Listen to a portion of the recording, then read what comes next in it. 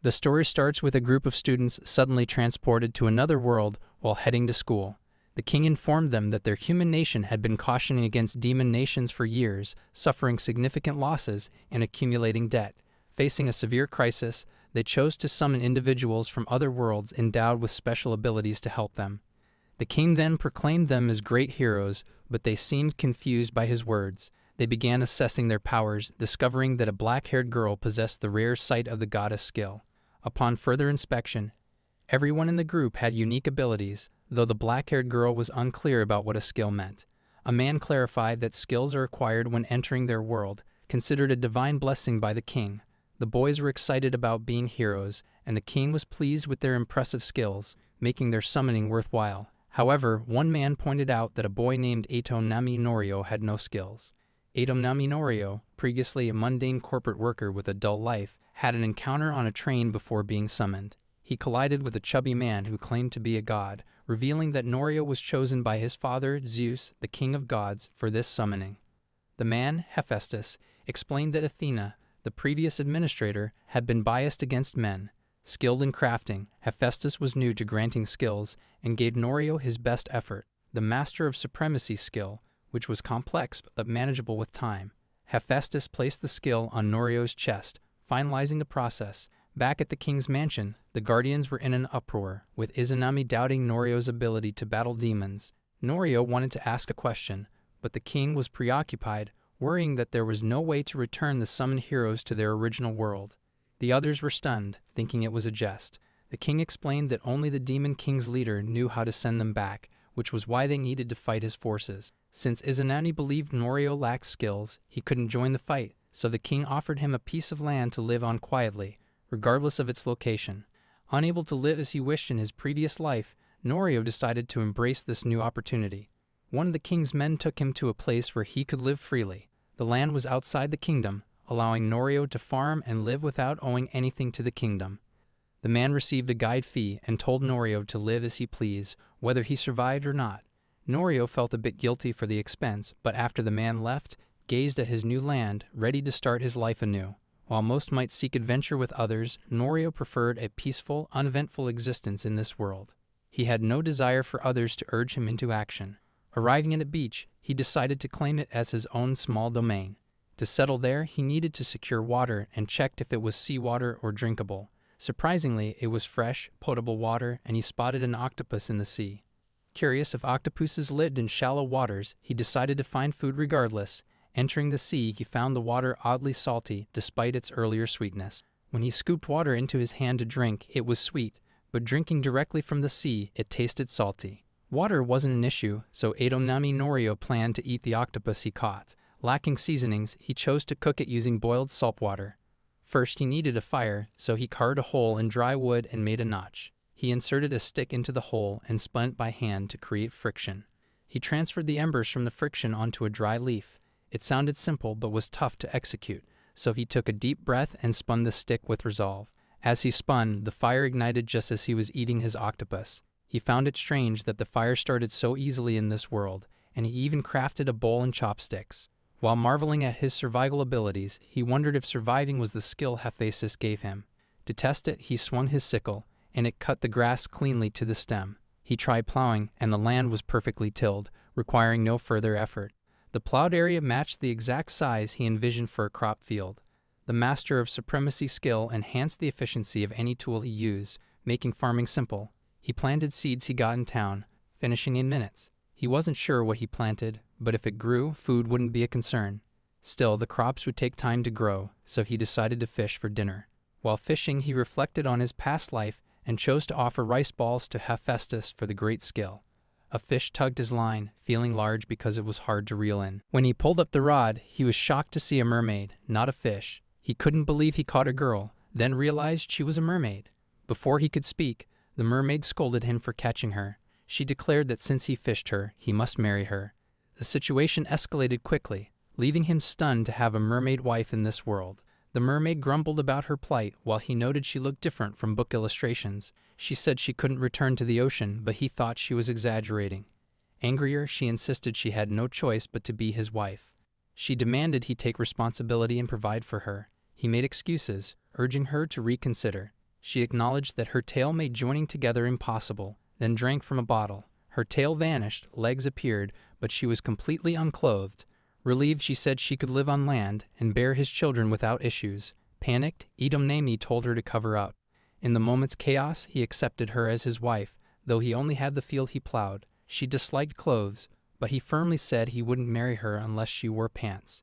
He promised to get her preferred clothes later. More pressing was their lack of shelter. He noticed the field seeds were already sprouting, surprising him. She asked what he was growing, but he didn't know. He planned to be self-sufficient, making tools, food, and a house for a simple life. The mermaid accepted that Idomnemi's lifestyle differed from hers and was willing to adapt. She revealed that her species had a heritage of medicinal magic, and she was a well-known practitioner. Skeptical, Idomnemi didn't believe her, so she promised to demonstrate her skills, speaking with an odd accent to emphasize her point. She asked him to wait while she returned to the sea to gather her belongings. While she was gone, Idomnemi built a basic shack in an hour. Exhausted, he went inside to rest and fell asleep, doubting the mermaid would return. She woke him, and he reminded her to wear clothes again. He asked where she had been all night, expressing his concern. The mermaid, as they left the shack, reassured him there was no need to worry. She explained that packing her medicinal magic tools took time. She described how combining plants or similar items with magic produced medicinal magic. This magic had many uses, and since ordinary people could use the resulting solutions, they were highly valuable. She wasn't finished showing him her abilities. She presented a massive bar herring G, a fish-like monster rich in mana. She processed it, cutting, boiling, extracting, and powdering, to create a product called bar herring G fertilizer. Spreading this fertilizer on his field would accelerate plant growth. Idomnemi was amazed at her efforts for his crops. The next day, his crops were fully grown, and while he praised the bar herring G, she insisted her skills were the true marvel. Ignoring her, he tried a tomato, finding it delicious. The mermaid tasted it too and was thrilled by its flavor. She was astonished that land dwellers ate such tasty food regularly. When she reached for green onions, he stopped her, explaining that some vegetables needed cooking to be edible. He made a boiled vegetable mix at her insistence. He served it, and she loved the taste. Watching her joy while eating, he thought he could live with her. She couldn't believe people ate such food daily. He suggested adding meat or fermented herbs for a richer flavor.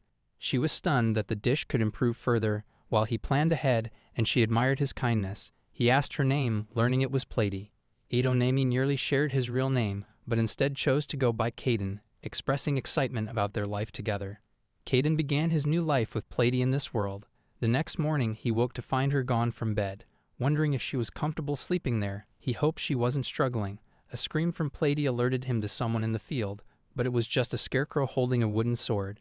He clarified that scarecrows deter birds from damaging crops by mimicking a human presence.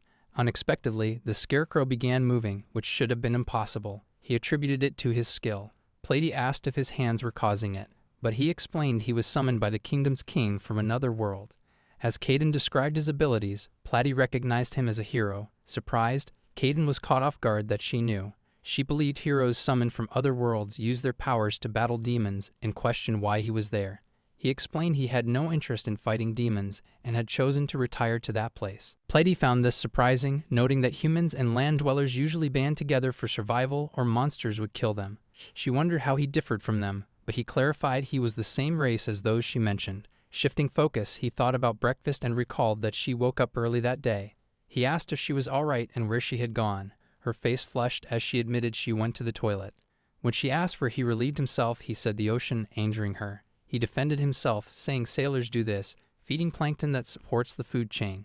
Plady rejected this, saying the ocean's cycle relies on its inhabitants, not human habits. She criticized his insensitive human ways and demanded he not bring his old world's unclean practices to her ocean. He apologized profusely at her feet. Suddenly, she ran off, and though confused, he didn't chase her. Reflecting on the toilet issue, he realized he overlooked basic survival needs. He felt relieved Plady was with him, but wondered about her feelings for the place. She returned with a starfish-shaped monster, explaining that these prideful creatures clean the ocean by absorbing organic matter. She suggested placing it in a box to serve as a toilet, cutting her wrist to demonstrate, which alarmed him. Guilt overwhelmed him for causing her harm. She blushed briefly but showed her wrist was unharmed, impressing him. He apologized for his fear, thoughtlessness, and unclean habits. He admitted his fishing her out was due to his granted power and offered her the chance to return to the ocean. Platy refused, confessing she liked him and would support him as his wife. Shyly, Caden thanked her. She reminded him that, despite their easier life, he still owed her breakfast. Elsewhere, in a dungeon, a demon sensed Caden's unusual presence nearby. Meanwhile, Platy showed off a skirt she crafted from wrapping cloth in her luggage. Caden felt inadequate for not providing more, but she said a wife makes herself presentable for her husband. She added she was going out for the first time in a while.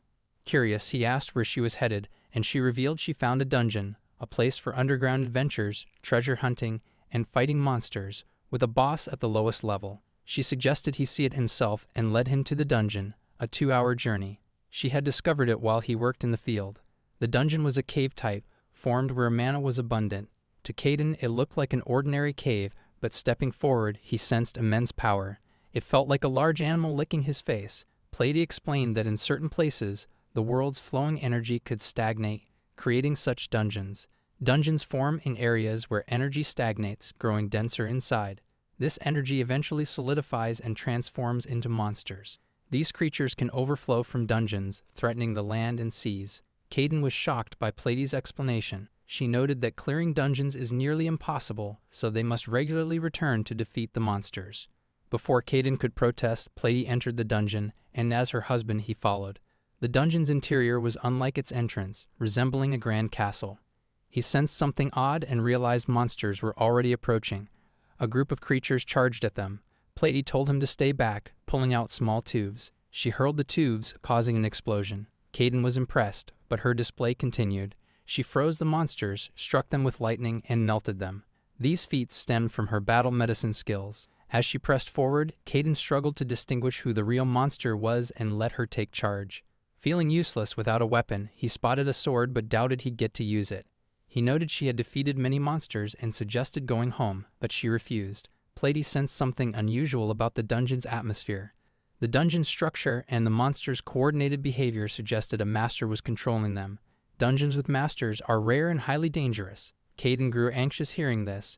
Only 2 species could become dungeon masters, a dragon or another formidable entity. Before Platy could specify, they felt the same eerie sensation Caden noticed at the entrance. A ghostly presence confirmed a dungeon master, the worst kind, a lifeless king, an undead monarch. This powerful, intelligent magician or high priest had chosen Undeath in a past life. This immortal ruler of the undead sensed Caden's unique mana, aiming to turn him into a lifeless body companion. Platy threw potions, but the king healed itself. She urged Caden to flee, saying she could handle it with her potions, but he refused to abandon her.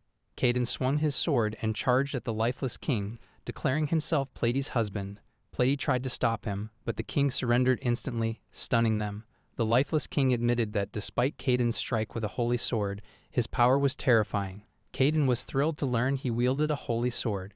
The lifeless king recognized the sword as his own but acknowledged it now belonged to Caden. Holy swords have their own will and choose their masters, and Caden was chosen. Having lost the sword, the king's role in the world ended, and he invited Caden to strike him down. Caden hesitated, suggesting he might not truly own the sword. He explained he came from another world and was granted a power to master any tool he held, which likely reacted with the sword. As he spoke, the lifeless king interrupted, incredulous at his words. The king declared Caden's ability a divine gift, legendary and beyond measurable skills, explaining why the guardians couldn't detect it. A god-given skill surpassed that of a hero. The lifeless king proclaimed Caden not just a hero, but a saint. The lifeless king bowed low, offering Caden the highest form of hospitality. Platy, proud of her husband, turned to the king and asked why he was in such a place. He explained that he had settled in the area and that eliminating monsters was crucial for survival there. Monster fur and bones were valuable for crafting magic tools. Caden was amazed that dungeons in this world were such useful resources. Platy inquired if she could occasionally clear out monsters, and the king approved, noting he already culled excess monsters himself, so their help was welcome. Platy suddenly warmed to the king, calling him their neighbor. They exchanged introductions, but the king struggled to recall his name from his past life. He had been an archbishop of a church, forced to flee for unknown reasons. Hiding in the dungeon, he absorbed its stagnant mana and cursed himself into Undeath. He could no longer remember why he became undead or his original name. Platy and Caden felt sympathy, hoping their presence might ease his boredom. Caden invited him to visit, promising homegrown vegetables, and addressed him as master. Caden explained that given the king's former high church rank, he would call him master. The king, moved to tears, thanked him. Thus they gained a kind neighbor and the holy sword. Later, Caden completed a smithing kiln. The holy sword was remarkable, divided boulders like soft butter. Platy asked why he built the kiln. He reminded her of the mana metal gift from the lifeless king. She praised the king's generosity, as dense mana and cave dungeons rarely formed such metal, and giving it away was a great kindness. When she asked what he planned to make, Caden said he would create something he'd always wanted. Platy assumed he'd craft a sword, but Caden made a pan and a kitchen knife. He demonstrated by cutting vegetables with the knife and frying them in the pan, seasoning with salt and pepper. The fried vegetables were a hit with Platy. He also crafted utensils. The mana steel conducted heat well, was lightweight, and prevented food from sticking, making it easy to clean. Thrilled, Caden expanded his cooking options. Platy asked if he wanted to try new dishes, and he agreed, noting meat was his current priority. Meat paired with vegetables and oil would be delicious. Inspired, Caden decided to explore the forest. Platy, as a mermaid, had never seen mountain-type monsters and was eager to try eating one. Seeing his confusion, she clarified that monsters included bird and mountain types, like deer and boars. Mountain-type monsters were ideal for cooking, so they ventured into the forest. Caden noted that cave dungeon monsters were controlled by the lifeless king to prevent them from escaping, suggesting the mountain itself might be a dungeon. Still, he doubted a dungeon was nearby, so he felt at ease. A group of square boars appeared, ready to fight, and Caden, unlike Platy, was thrilled to discover 2 nearby dungeons. He urged her to focus on defeating each boar. Platy instructed him to subdue them cleanly without being selective, letting them fall naturally. The boars charged, forcing Caden to use his sword, and he successfully killed them all. Platy praised him, though he explained he only acted because the boars attacked relentlessly, leading to their defeat. Shifting topics, she suggested preparing the meat. She offered to freeze it with her potion for preservation if he cut it into manageable pieces. They finished cutting and freezing the meat, and Caden was impressed by her skills. Their daily life began to improve. Platy eagerly awaited his cooking, and Caden planned to make tonkatsu, his mouth watering at the thought. However, he lacked eggs. He asked if cooking bird eggs was common in this world, and Platy said she wasn't aware of such a practice. She noted that land dwellers in that country might do so, but it wasn't seen in mermaid lands. She proposed returning to the mountains to search for bird-type monsters. If they encountered another monster, they'd need to kill it as well. Suddenly, Caden felt a powerful presence in the air, unclear at first. When it landed, they saw it was a dragon. The dragon demanded to know if they were the ones who invaded its dungeon. Still shocked, Caden pointed to the mountain, asking if that was the dungeon, and the dragon confirmed. Platy asked if it was the dungeon's master, and the dragon affirmed this too. The dragon, named Grendel Dragonvale, questioned who had entered his dungeon, King Mountain, without permission and killed his minions. Caden apologized, explaining they were unaware of the mountain's master and vowed not to return. Grendel, however, deemed it unforgivable and threatened to erase Caden's existence entirely. Grendel attacked, spewing flames from its mouth. Platy panicked, screaming they would die, but Caden refused to let that happen. He swung his sword, deflecting the flames. The dragon was stunned, as no human should have such ability. Platy beamed with pride, while Grendel was shocked that his flames caused no harm. Caden and Platy locked eyes, and he apologized again for entering the dungeon without permission. He warned that if Grendel pursued further, he would fight back. Caden challenged the dungeon master to a fight to the death, silently hoping it would retreat. Grendel, silent, noticed his sword. Caden considered using the sword's name to seem more formidable. Before he could, Grendel claimed the sword as his own and tried to take it. Suddenly, the lifeless king appeared, stopping the dragon with a punch and apologizing. Confused, Caden and Platy listened as the lifeless king explained that Grendel had visited his dungeon to track the intruders, and he had accidentally revealed Caden's involvement. Caden admitted they were wrong to enter Dragon's Mountain without permission. He noted that dungeon monsters view invaders as routine, so getting furious over a minor intrusion and chasing them outside was reckless. He lectured Grendel for a while, urging the dragon to return to its mountain, but Grendel refused, determined to reclaim the sword its father tasked it to retrieve from the lifeless king's lifeless body. Caden asked why the lifeless king gave him the sword, and the king explained that the sword's own will chose Caden. The argument escalated, nearly leading to a fight. Caden intervened, grabbing Grendel's tail effortlessly, surprising the dragon. Instead of pressing the issue, Caden invited Grendel to share a meal with them. Caden offered a freshly cooked steak, which enchanted Grendel. Both the dragon and Platy begged for more. As Grendel ate, it began to glow and shrink, transforming into a girl. The lifeless king clarified that dragons possess such shape-shifting abilities. The dragon girl, now called Grizzle, admitted she loved Caden's steak and vowed to always adore it. Grizzle warned Caden not to get weird just because he could cook, threatening to burn him to ashes with her breath. Reverting to dragon form, she swore to reclaim the sword and enjoy more delicious meat.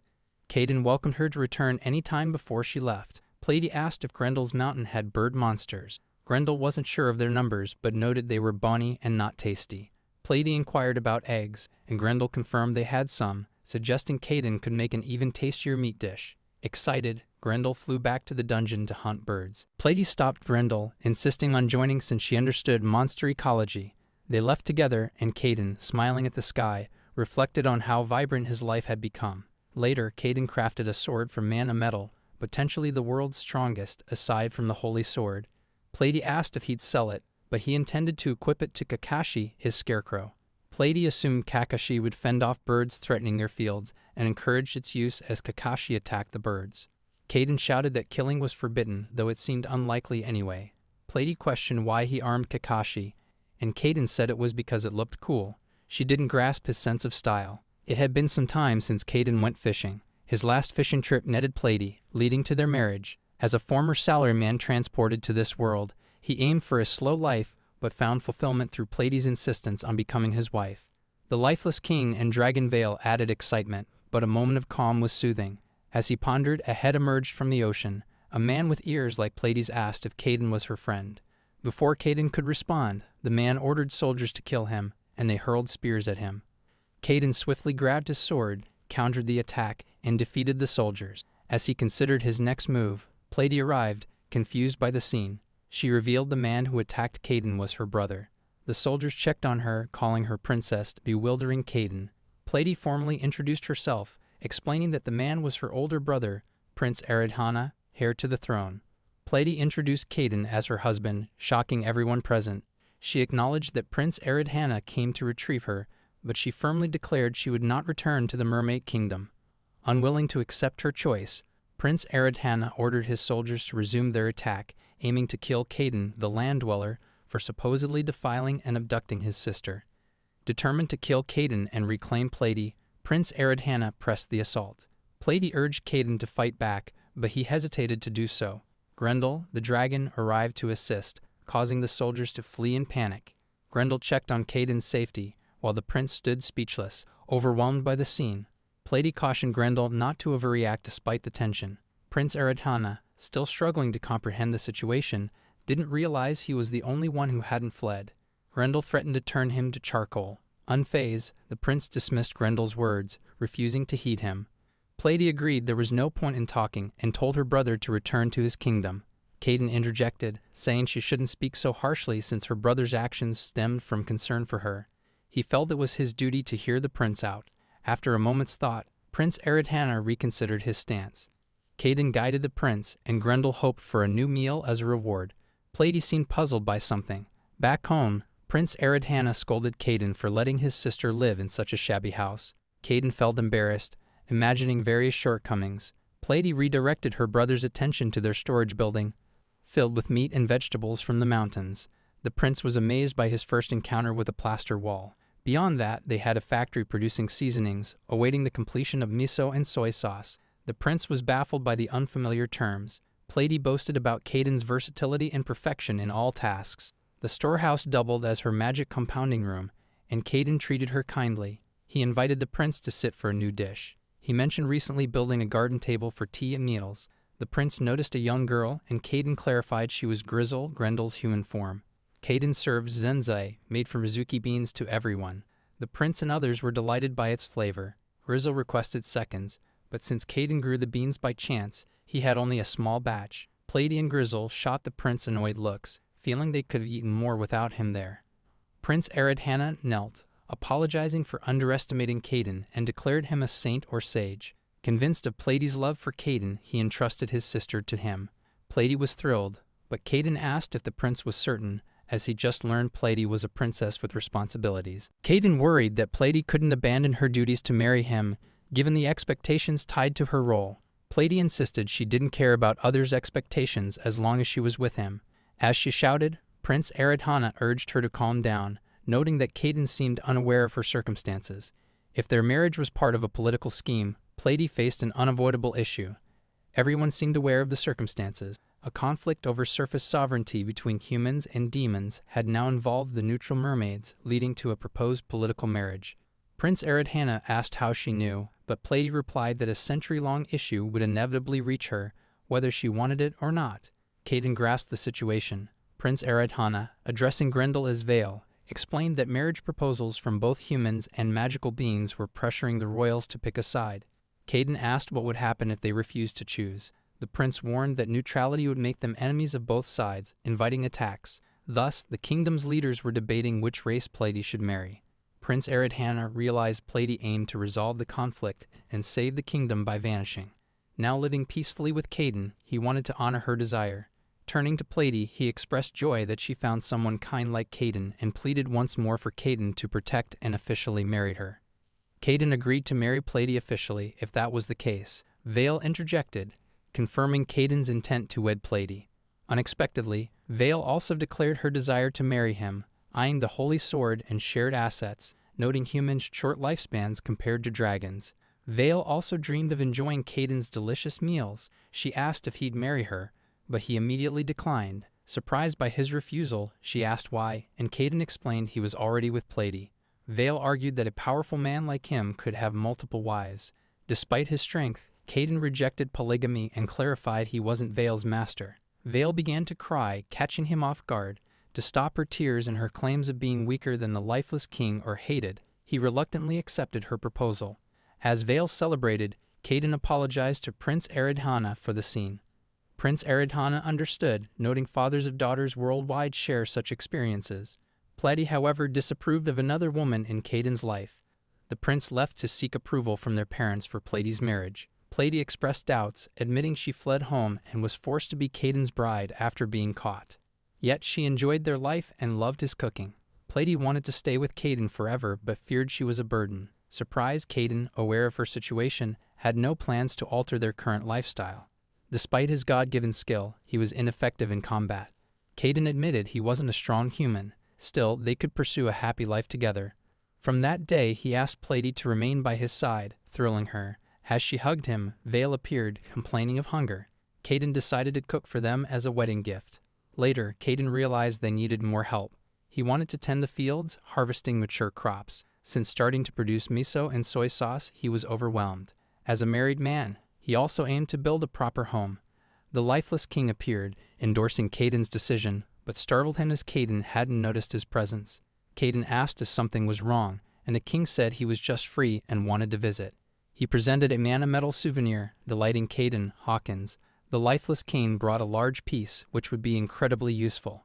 With this mana metal, Caden could craft many household tools, ideal for someone like him who needed extra help.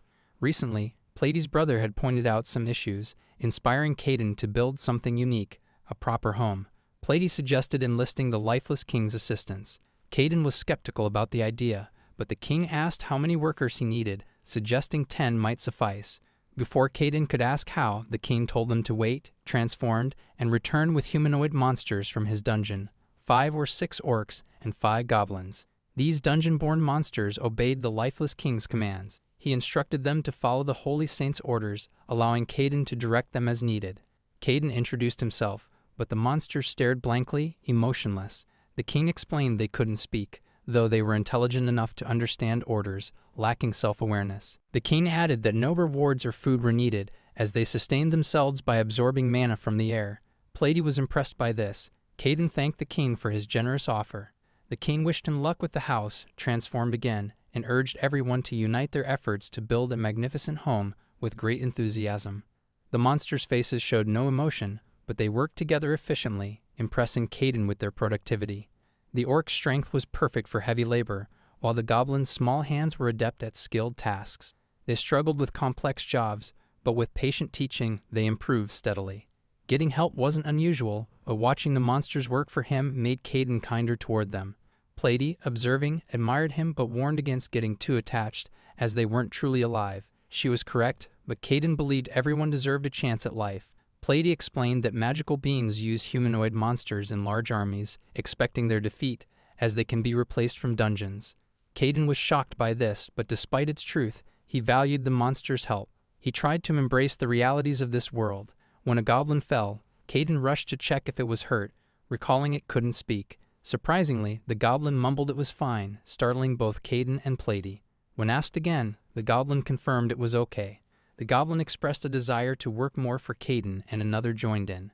Other monsters began speaking, saying they wanted to work too. The monsters seemed to gain self-awareness, which Caden thought impossible.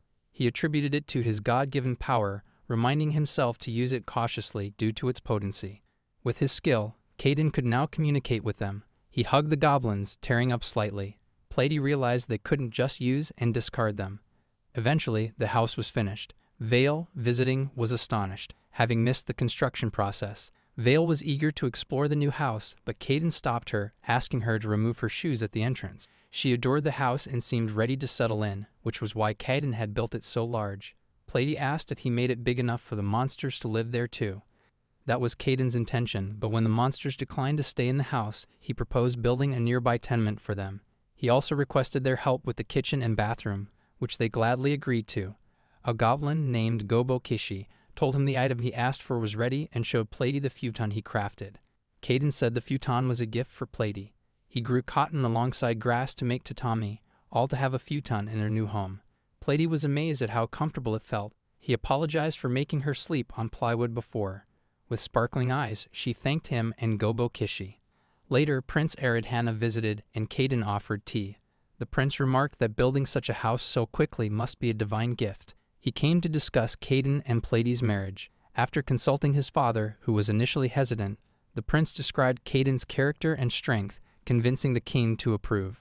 Caden's lack of allegiance to any race, despite his power, was an advantage. Caden mentioned Platy's stress over the political marriage and asked about the humans and magical beings. The prince said they were upset, but the mermaid king, convinced by the prince that Caden was a holy saint, supported the marriage. The loss of Platy caused resentment, but since hostile forces also targeted her, it was better to let her go.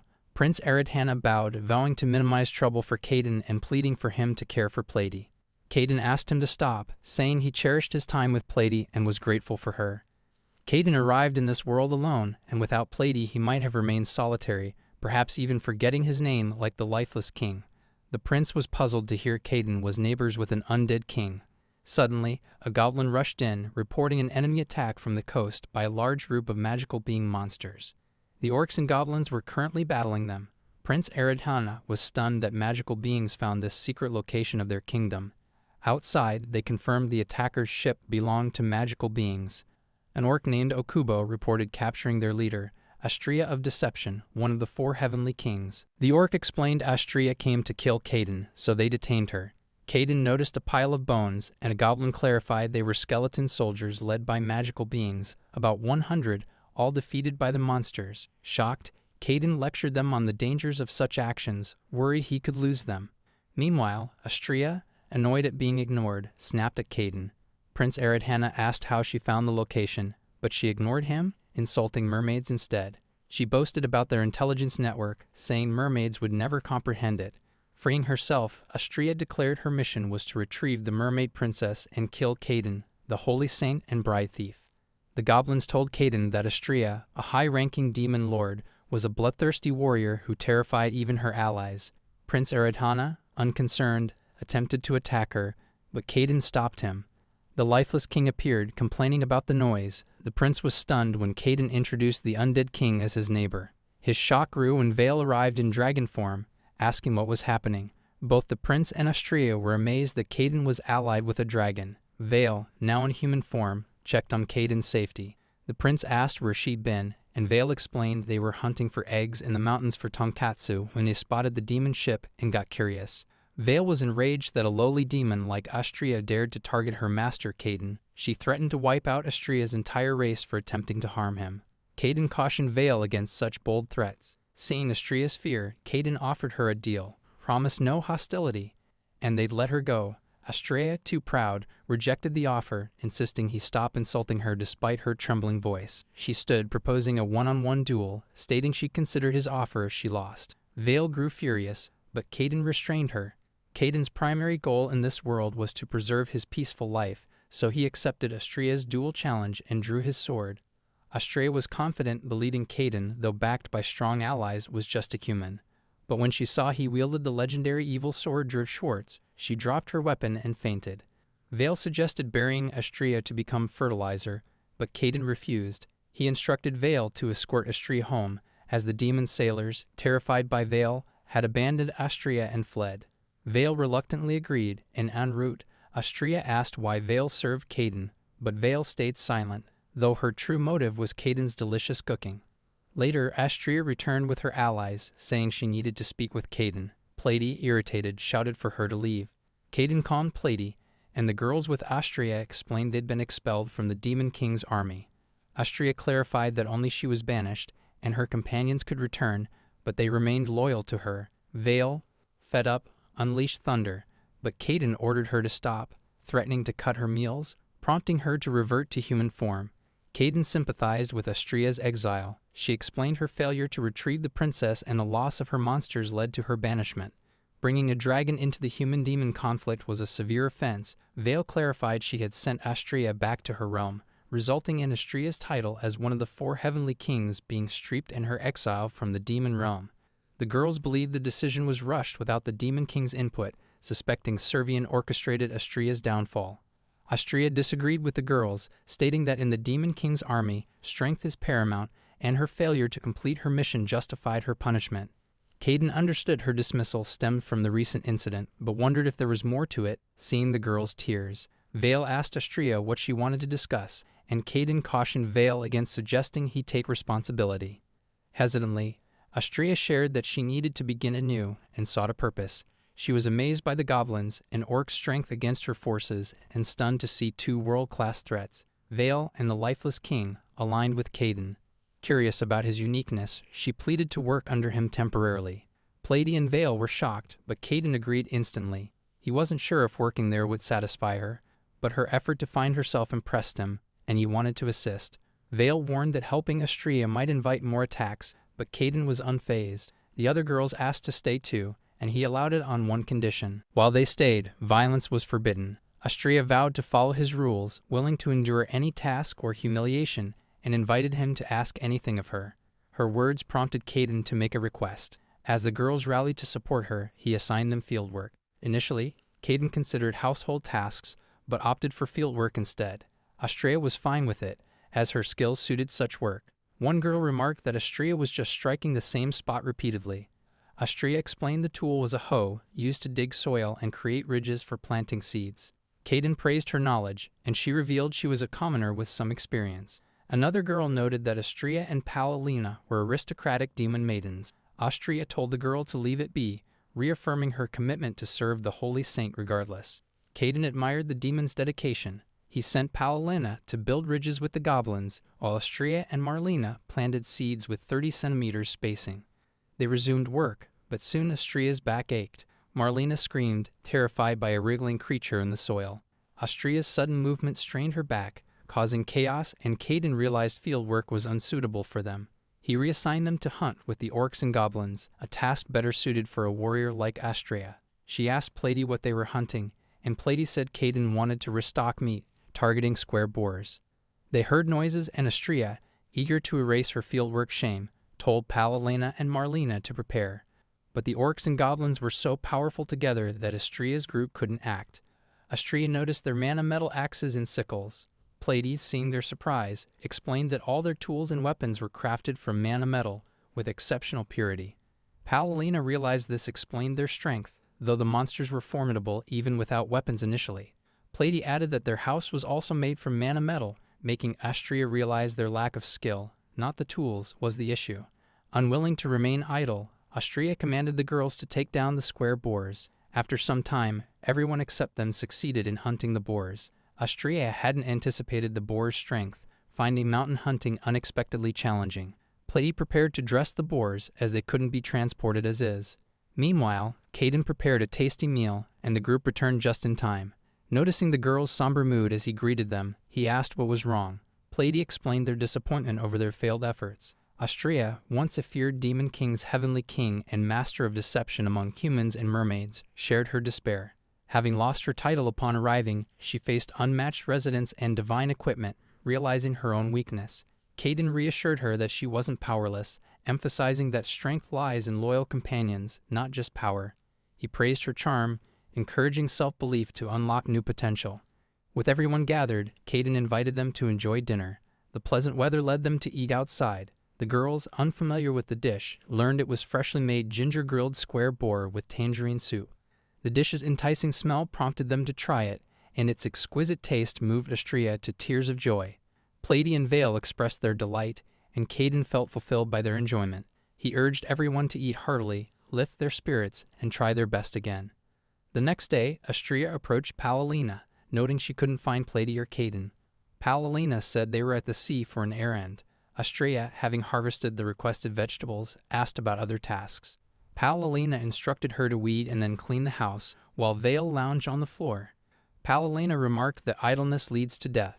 Astrea questioned her own situation, feeling humiliated by Vale's lowly demon jab. Vale claimed she was house-watching. Paulina thought it reassuring for someone to guard the house while Caden was away, so she took up the role. At the shore, Plady told Caden she needed to revert to her mermaid form occasionally. Caden asked if she felt more comfortable in the sea than on land. Plady felt equally at ease in both, noting her land-dwelling medicine was top quality and her life on land was pleasant. Caden, appreciating his thoughtful wife, asked what she wanted to discuss. Plady explained that their area had cave, mountain, and ocean dungeons spawning sea monsters. Caden realized that field fertilizers, bar herring G, and starfish were monsters too, some useful, others not. Beneath the ocean lurked a dangerous monster. Caden was uneasy, dreading an encounter with one of the top 5 monsters he hoped to avoid. Plady reassured him that if it was manageable, even that monster would be no trouble. Caden refused to let Plady face the danger alone. Plady prepared a water-breathing medicine, instructing Caden to chew it without swallowing to breathe underwater. With preparations complete, they set off. Caden occasionally forgot Plady was a mermaid, as she spent so much time on land, but her mermaid nature and beauty as a princess, his wife, struck him deeply. They spotted a hostile creature approaching, an angry eel. Plady told Caden she'd immobilize it, leaving the rest to him. She fought fiercely, and the eel began to weaken. Plady signaled Caden to finish it, and with his final strike, they defeated the monster. Their mission complete, they headed home. On the way, they noticed seaweed, useless for magical herbs and a fast-growing nuisance. Caden asked Plady what to do with it, suspecting it was wakame, an edible brown seaweed. Plady teased him not to say he'd cook eel and seaweed right upon returning.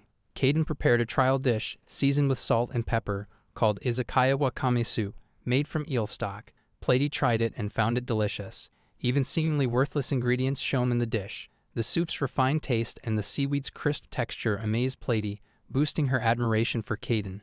He credited the support of others, recognizing the fortune of having allies. Caden also realized as newlyweds they needed private time together.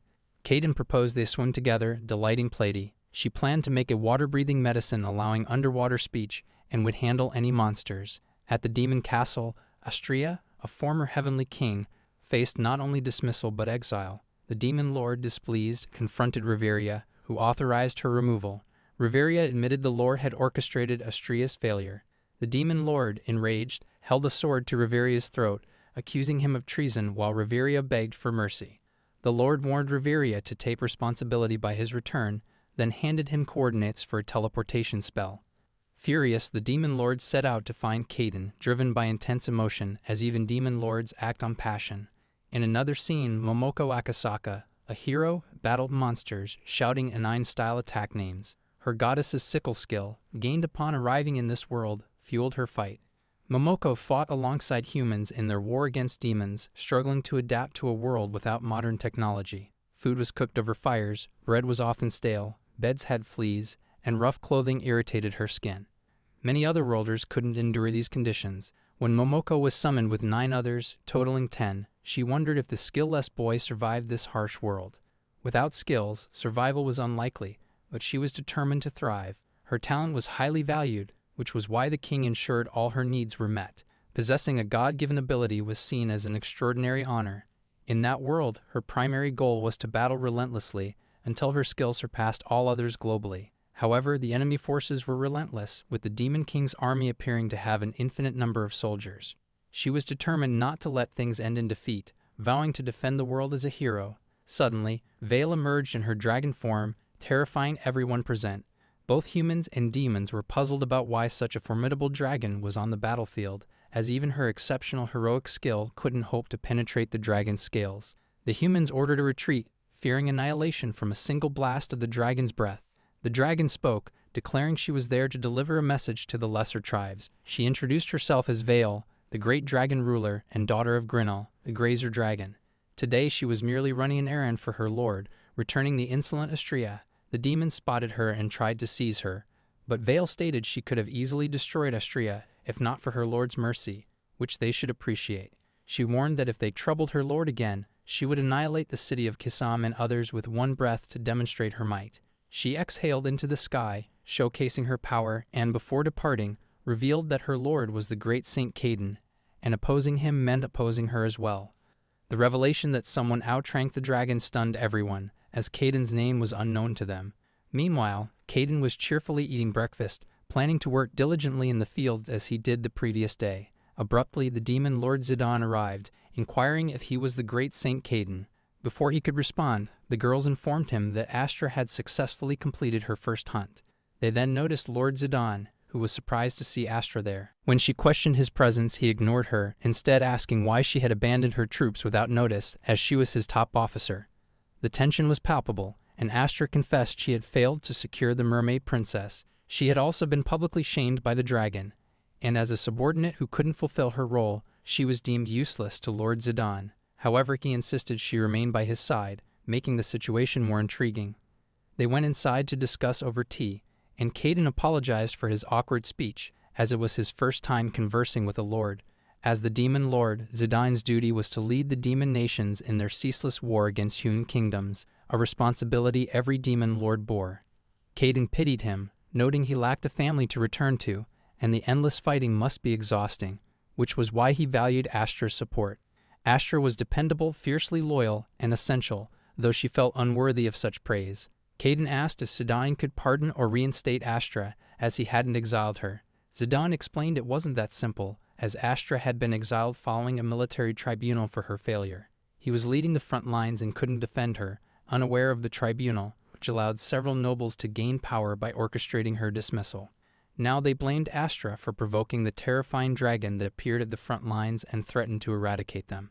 The demon nations were in chaos after the incident, and Lord Zidane couldn't return immediately to restore order.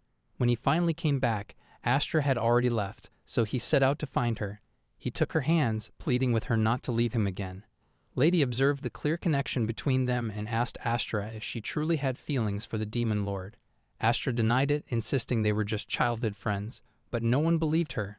Vale interrupted, urging everyone to stop talking and focus on Lord Zidane. She bluntly told him to pursue his big-boned friend if he desired, noting that as the demon lord, he could do as he pleased. Zidane was taken aback by the boldness of someone he thought was a child. An actress clarified that Vela wasn't a child but the daughter of the grazer dragon, one of the two calamities of the world, the dragon who had appeared in battle and threatened them. She added that she had considered burning Astra on the spot but went to great lengths to return her to Zidane. Caden noted they would discuss the incident later. To say Astra was surrounded by extraordinary people was an understatement. Zidane saw that she owed Caden her life and was deeply indebted to him, but he insisted on taking her back home. He challenged Caden to a duel, though Caden tried to explain it wasn't necessary. As for Plady, it didn't matter because not only was Caden the master of Grinnell Dragon Vale, but he was also linked to the other calamity, the Undead King. Zidane was stunned to learn this. Caden declared that Astra didn't belong to him or anyone else, and could return with Zidane if she chose. When Astra first arrived, she was confused and directionless. She sought to discover her purpose and potential. After hearing Zidane, she believed her place was by his side, where she could realize her potential and be true to herself. He urged her to be honest with him, as he was with her. Astra decided and vowed to stay by his side forever, whether on the battlefield or in the afterlife. The girls rejoiced that the injustice of the four kings was finally corrected. Lady stood up, interrupting, and warned that Zidane's perspective was too simplistic, especially since other demon nobles expected him to marry Astra. Zidane was unaware of this and swore to Astra he knew nothing about it, assuring her not to misunderstand. Caden realized it made sense, but marrying Astra to Zidane wasn't an option since her husband was Caden. However, someone seemed to be undermining Zidani's authority. Removing Asura from the four kings would disrupt the power balance, as she was Zidani's most trusted ally.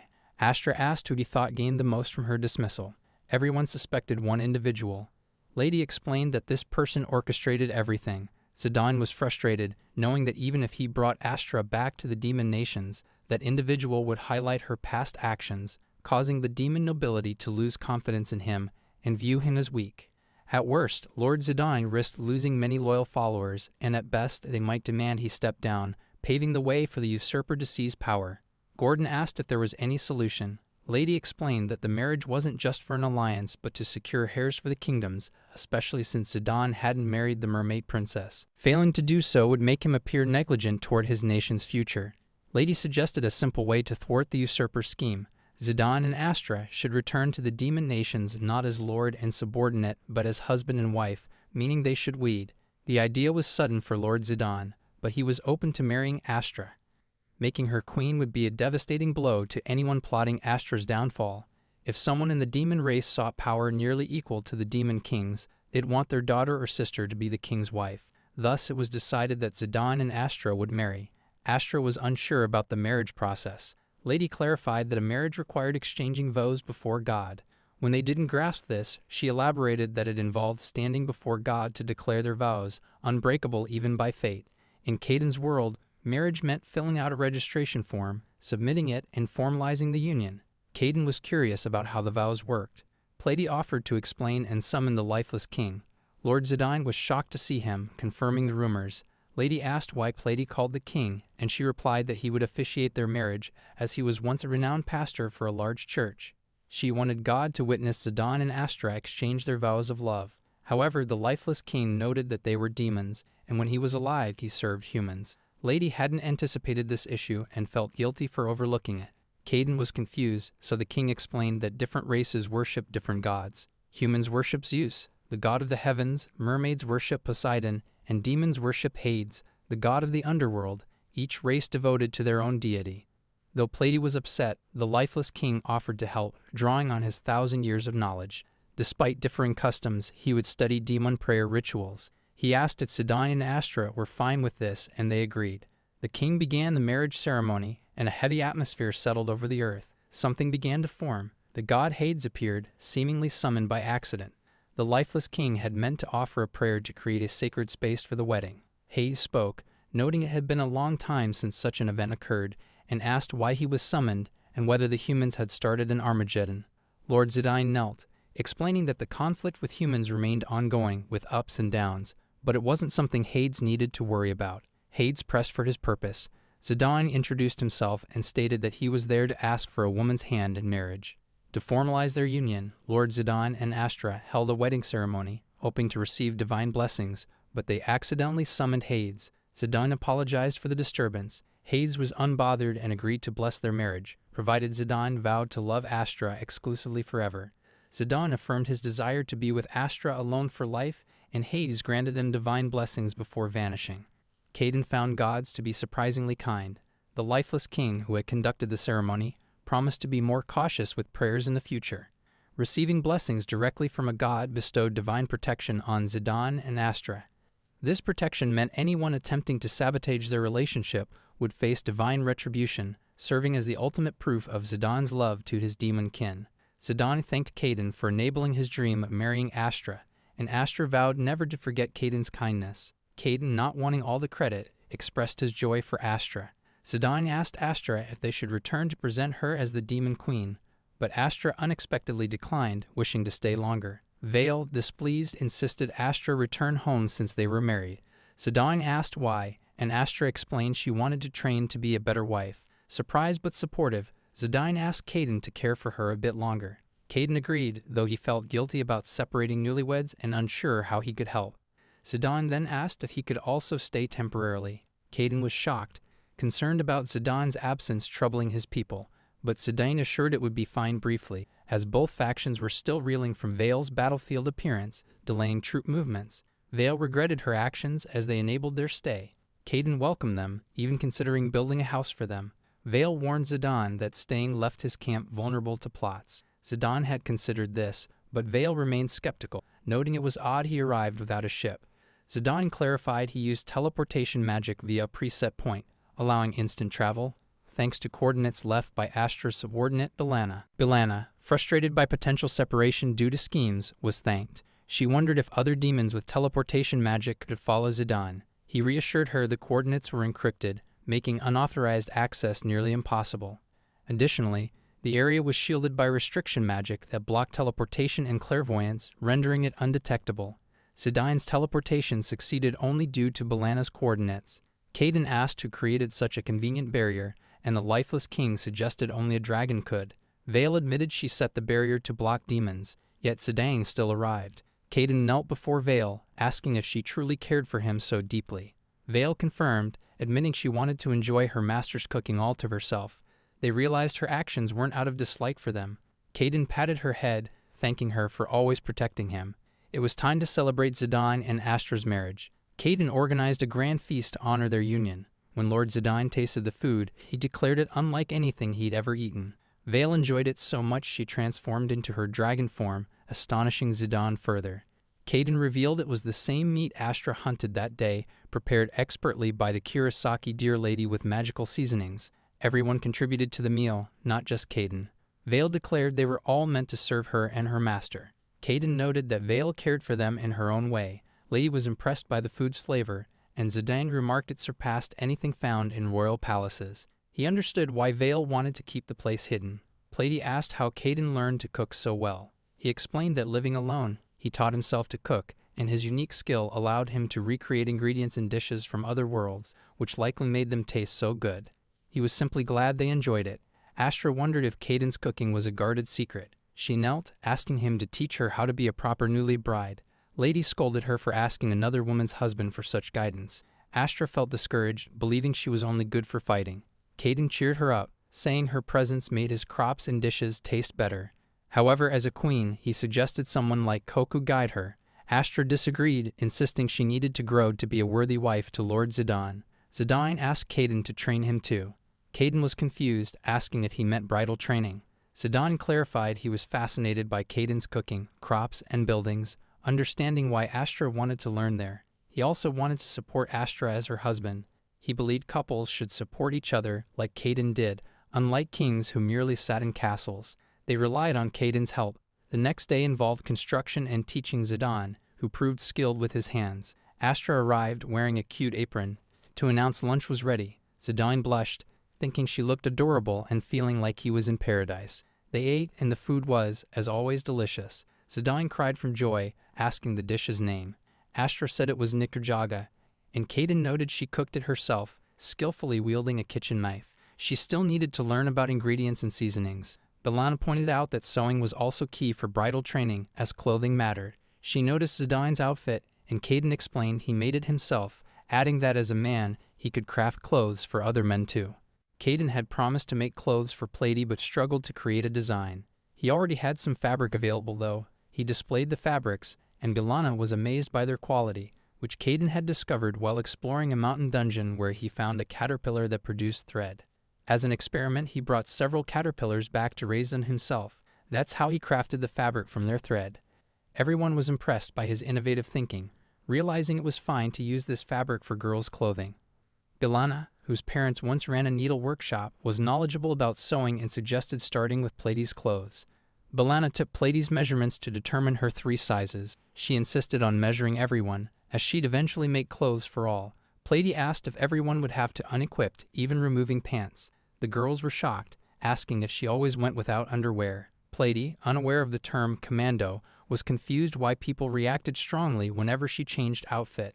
The girls recalled that, as a mermaid, Plady didn't understand the need for lower body clothing.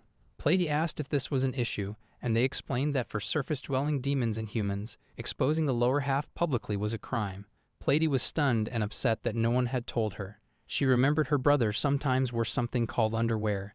B'Elanna offered to help, promising to show Plady well-crafted underwear while measuring her, noticing Plady was sucking in her stomach. B'Elanna felt guilty for enjoying Caden's tasty food until then. They also measured Astra, whose stomach was surprisingly rounder than expected. Later, B'Elanna finished Plady's skirt, with blue frills inspired by ocean waves. Plady adored her skirt, and Caden thanked Bellana. While discussing underwear, Vale, the mermaid, threw a fireball at Platy's skirt. Caden was about to reprimand her, but Vale told him to stay quiet and look. The skirt didn't burn. This showed the fabric had strong anti-magic properties, likely offering better protection than armor.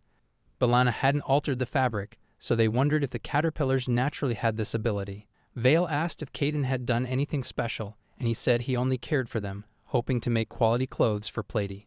Vale realized that, like orcs and goblins who improved after meeting Caden, the caterpillars likely gained enhanced abilities too. Vale requested armor from the fabric, though she grumbled it was more fashion than armor. Since the Demon King's cotton clothes were originally for bedding, they asked Caden to remake them. Astra noticed Caden's torn clothes and offered to mend them. He thanked her, removed his shirt, and Astra began sewing. Keaton observed and decided to let the Demon King keep the shirt a bit longer. Meanwhile, in the human kingdom, the king was preoccupied with thoughts of Val the dragon. The war was deadlocked, and he was strategizing next steps. A soldier reported that frontline generals hadn't identified why Vale appeared, advising against troop movements. The king dismissed them as cowardly. The king sought details about the dragon's master, but no new information surfaced. Frustrated, he complained about his useless advisors and demanded another cup of foul-smelling fish juice. King Genesis XVIII was destined to end the centuries-long war with a decisive human victory. They had drained the nation's mana to summon heroes from another world to crush and exploit the demon race, but the dragon's presence halted their plans. When a servant brought his drink, the king asked if he believed the dragon's master even existed.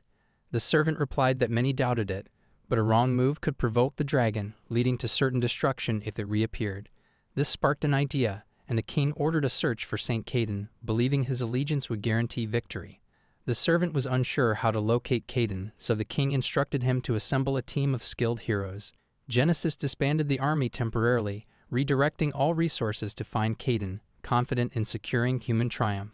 Meanwhile, at Caden's home, Zidane and Astra were sipping tea, having learned much during their 2-month stay. Their departure was nearing, but Zidane wanted to wield the sword again. As he gripped it, he hesitated. Astra asked what was wrong, and he explained that with one swing, the holy sword seemed to tremble, as if it were reacting to something. They went to tell Caden, and Zidane noticed the sword Caden held. Caden described how useful the sword was, having just used it to cut mana metal. Platy explained it was a holy sword they found in the Undead King's dungeon, the legendary evil sword Dry Schwartz. Zidane was shocked Caden possessed it. Caden planned to return it to the lifeless king, but the sword wouldn't part from him. He recounted defeating the Undead King to protect Astra, admitting he had no choice and was unaware of his God-given power then. Legend held that a saint's power, as the Undead King told Caden, could outshine a hero's. Zidane asked if Caden was a hero summoned by the human king from another world. Caden confirmed he was summoned but lacked combat skills, leading to his dismissal from the war. He settled in that land, far from humans. Astra felt sympathy, but Caden demonstrated his skill with the soil, noting it was valuable for a peaceful life. While impressive, it wasn't suited for battle.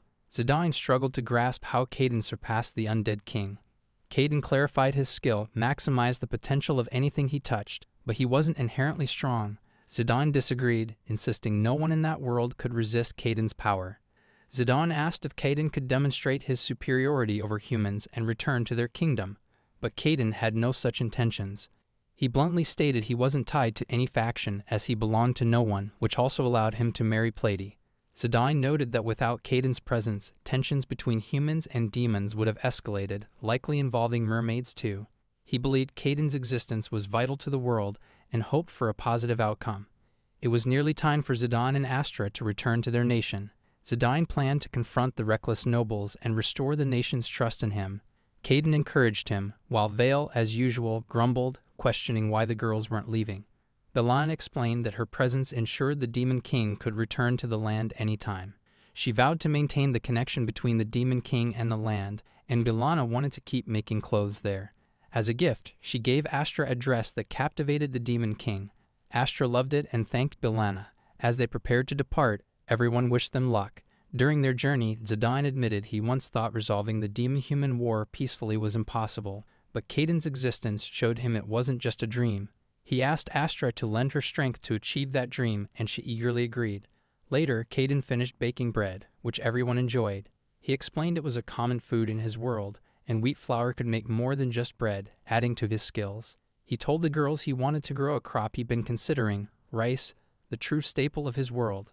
Pleiadi, however, had concerns. She noted the orc team handled construction, goblins managed fieldwork, B'Elanna was the tailor, and she controlled waypoints. Vale claimed she protected the land, while Pleiadi alone managed medicine, fermentation, field manure, and produced miso and soy sauce at the brewery.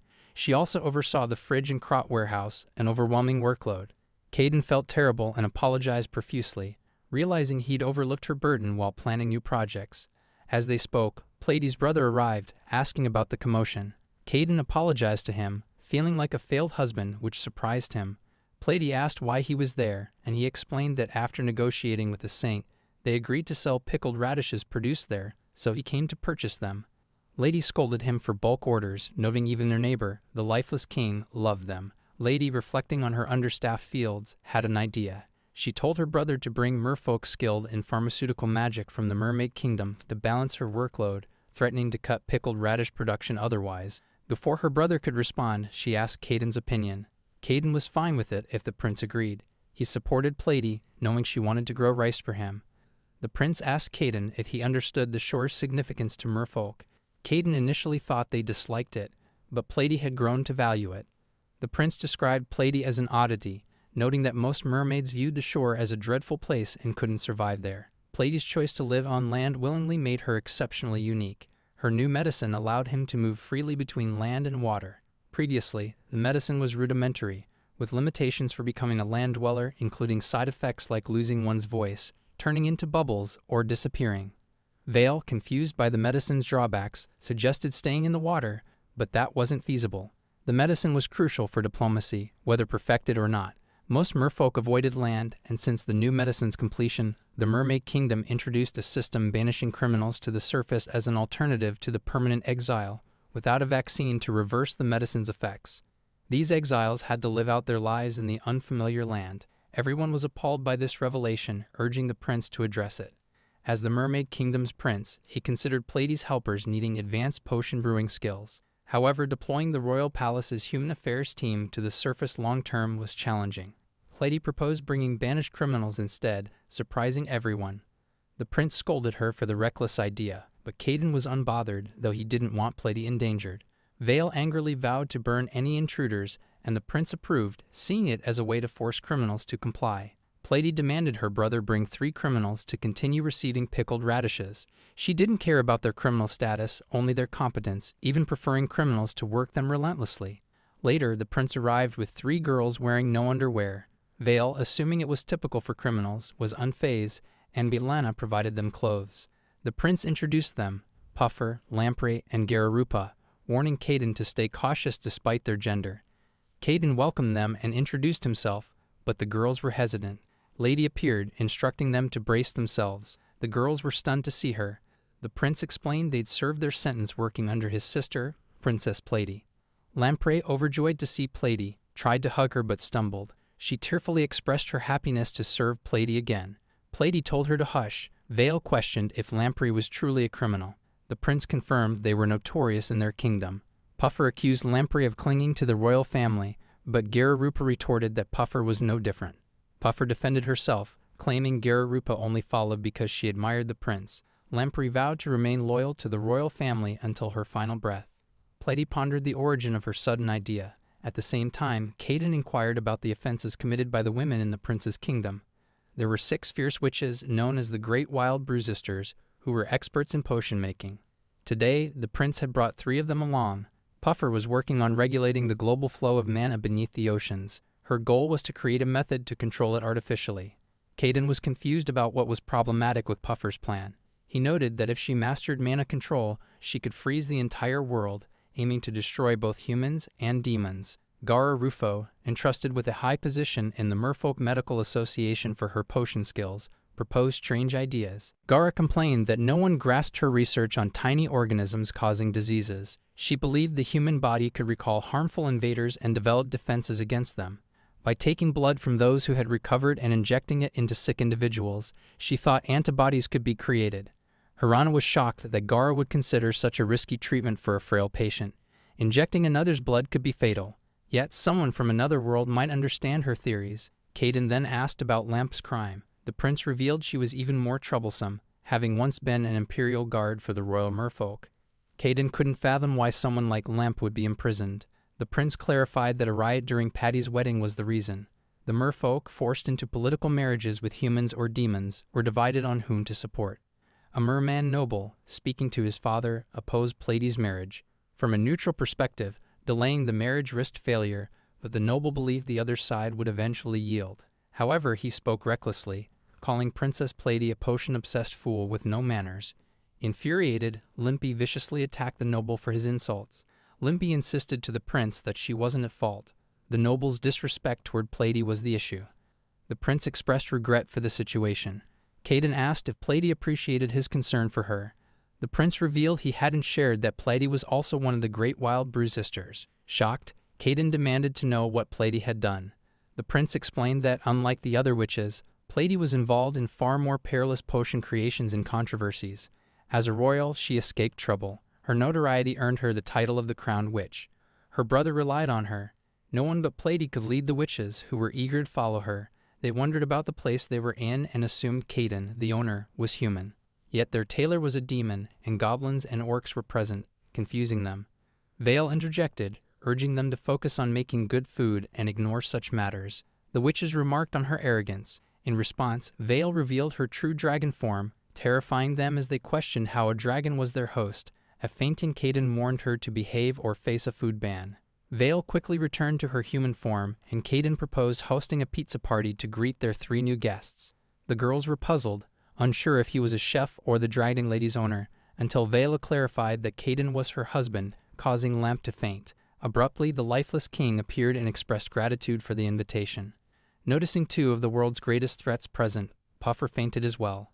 After some time, the 3 girls regained consciousness, trying to understand their surroundings. The house was enormous, filled with a pleasant aroma. As they pieced together their memories, Paulina introduced herself and told them St. Caden had summoned them. Upon hearing Caden's name, Lamp recalled recent events and rushed to Pleiades, sobbing about her marriage to a demon lady. Pleiades reassured her there was no hell and that her husband was human, which only deepened Lamp's frustration. The other girls were baffled that the land's owner, located in demon territory, was human. Helena clarified that the area wasn't under demon control, though explaining its nature was complex. Rufo suggested it was likely an isolated zone. Vale confirmed this, noting it was St. Caden's reclaimed land. Lamp wondered what would happen if humans and demons clashed, finding it hard to believe. Vale remarked that they could simply burn any threats, reminding them she was the fearsome dragon Vale and that the lifeless king was also present. Belinda admitted their combined presence was intimidating, as she had felt the same, but assured them both protected the place. Vale added that their role was to cook her meals. Puffer wasn't thrilled about being a cook, while Lamp teared up seeing Pleiades do menial tasks. Pleiades brushed them off and offered a tour before dinner. She first showed them their workplace, where a peculiar but not unpleasant smell surprised them. Pleiades explained it was where she processed food and made condiments. Unfamiliar with everything, the girls tried soy sauce at Pleiades' urging and were amazed by its flavor. Lamp praised Pleiades' skill, but Pleiades clarified the idea wasn't entirely hers, sharing more details. Rufo, whose research aligned with Pleiades, was thoroughly impressed by the setup. Rufo attempted to gulp down the soy sauce, but Pleiades stopped her, warning it could be dangerous. Puffer and Lamp questioned who this St. Caden was, as he seemed extraordinary. Pleiades revealed he was summoned from another world as a hero to aid humans against demons, which struck the girls as harsh. Pleiades continued, explaining that the king summoned Caden but found him lacking battle skills, so he was exiled. Vale interrupted, complaining of hunger. Back home, the pizza was ready and Caden sliced it, apologizing for the delay. The girls tried the pizza and were astounded, sharing their amazement when Caden asked for their thoughts. He then served pickled radishes, a favorite of the prince. Pleiades noted she could now produce more, allowing the prince to buy plenty. Excited, the prince promised weekly visits, delighting Puffer. As Pleiades joyfully ate, Lamp observed her, wondering how Caden had captivated her, though she seemed thrilled. That night, the girls discussed the food and Caden, feeling the comfort was surreal, as if they were in paradise. By the next day, Puffer had completed her tasks. Rufus inquired if she could assist Puffer, who had finished her task. Puffer's job was to pickle dried radishes and mix them with barley miso.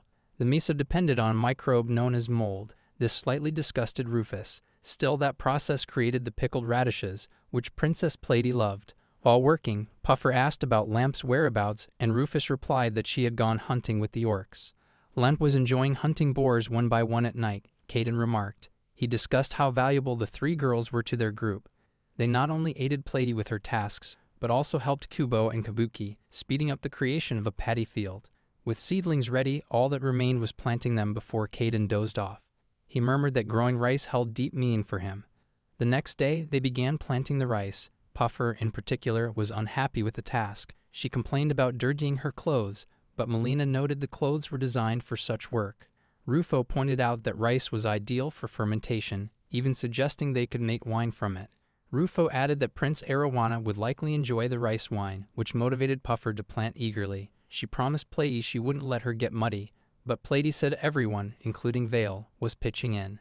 Plady asked Caden to demonstrate the process. He explained each step clearly, and they began working. The task was tougher than they expected. Betta fell into the mud, and Caden assisted her. She mentioned she hadn't slept since crafting their work clothes. Vale teased them for being weak, despite her childlike appearance. Her strength remained formidable. Plady was cheerful, her mermaid legs giving her an advantage in the labor. Vale challenged Plady to a race to see who could plant faster, sparking their enthusiastic competition. They completed one row quickly. Plady ran out of seeds and called for Lamp, who brought more. Vale deliberately bumped Lamp to disrupt the race. Lamp was amazed by Vale's strength in her small form, but Plady's extraordinary legs stood out. That strength likely enabled Plady to handle such demanding work, Lamp thought. Plady admitted her legs helped but clarified she wasn't laboring to train. Vale said it was all about enjoying good food, nothing more. Plady nodded in agreement. They resumed work, finishing the rice planting in a single day.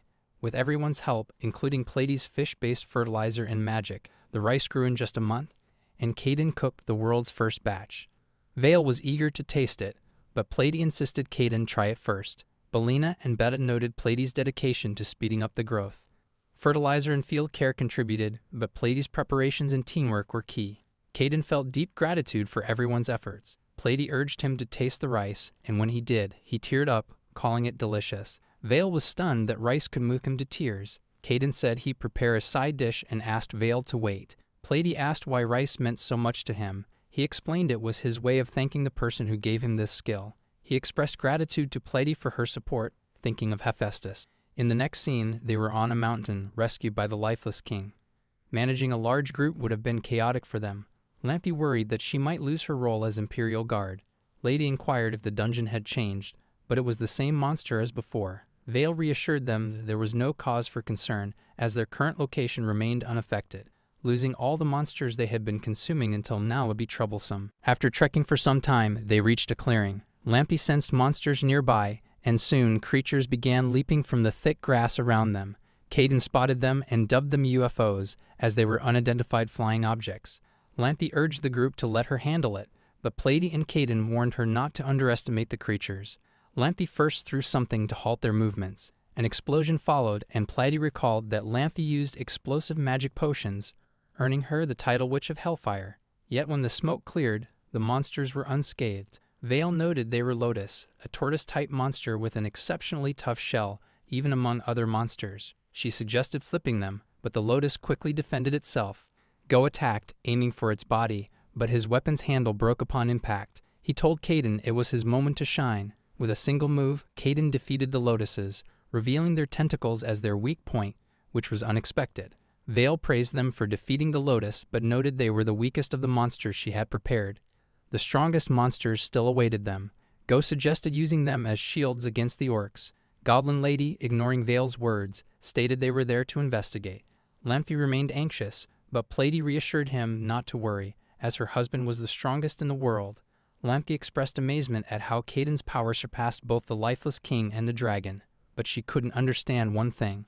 She wondered why the human kingdom exiled him despite his strength. Caden explained that his gift wasn't suited for battle. He could maximize the potential of anything he touched, thanks to the holy sword. That was why he didn't see himself as extraordinary. Plady disagreed, insisting his power was as reliable as it was. She was overjoyed to have married such a man. Even if humans or demons invaded, Princess Plady and the entire mermaid kingdom were secure. The sun shone brightly above them.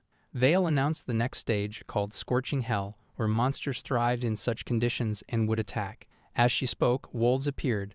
Vale identified them as Achians, the most dangerous monsters, impossible to outlast in stamina. When the wolves targeted Caden, the girls panicked, but the wolves were actually weak. Vale was stunned. The lifeless king explained that the perceptive Achians likely sensed Caden's power. Caden began petting their heads and bellies while Platy wondered what he planned to do. They continued onward, with the wolves trailing them. The lifeless king noted that wolf-type monsters formed strict hierarchies within their packs and must have recognized Caden as their leader. Lord St. Caden was surprised that the creatures liked him so much, even without his special gift. Lampy wondered if this meant the dungeon was particularly challenging. Vale craved more praise, noting that even fiercer monsters awaited in the upcoming stages. Then the air grew chilly, and snow began to fall. They had reached the final part of her dungeon, known as Freezing Hell. Caden longed to return home, but when he turned, a massive bear stared at him. He realized it was the source of the intense pressure he felt since arriving. Lady wanted to leave the beast to the lifeless king, but Caden preferred to avoid unnecessary violence. The lifeless king warned that escaping the bear would be impossible. The bear recognized Caden's strength and, as a warrior bred for battle, let out a roar before charging. The wolves leaped onto the bear, distracting it. Lampy seized the moment to stop its movement, targeting its legs and damaging a tendon to immobilize it. Seeing their chance to retreat, they began to walk away, but Caden paused and asked if they still had the salve. He requested Lampy bring it, but she refused, insisting the bear would disappear if left alone. Caden, believing the bear had its own will, insisted on saving it. Unable to refuse him, Lampy handed over the salve. Caden applied it to the bear's foot, and they prepared to leave. Vale, however, didn't want them to depart so easily and declared herself their final opponent. Lampy seemed nervous, but Vale clarified it was just a clone with a fraction of her power. Vale's clone readied for battle, but before anything could happen, the bear rose and effortlessly struck the clone down. As they pondered why, the bear vanished. Kabuki explained that, as monsters, they understood the bear's feelings, and the prideful beast had repaid Caden's kindness with that act. This meant they'd likely encounter the bear again. Lampy was in awe of Caden's compassion. They returned home, but Vale seemed unhappy. When Platy asked what was wrong, Rufus explained that her new dungeon hadn't thrilled them much.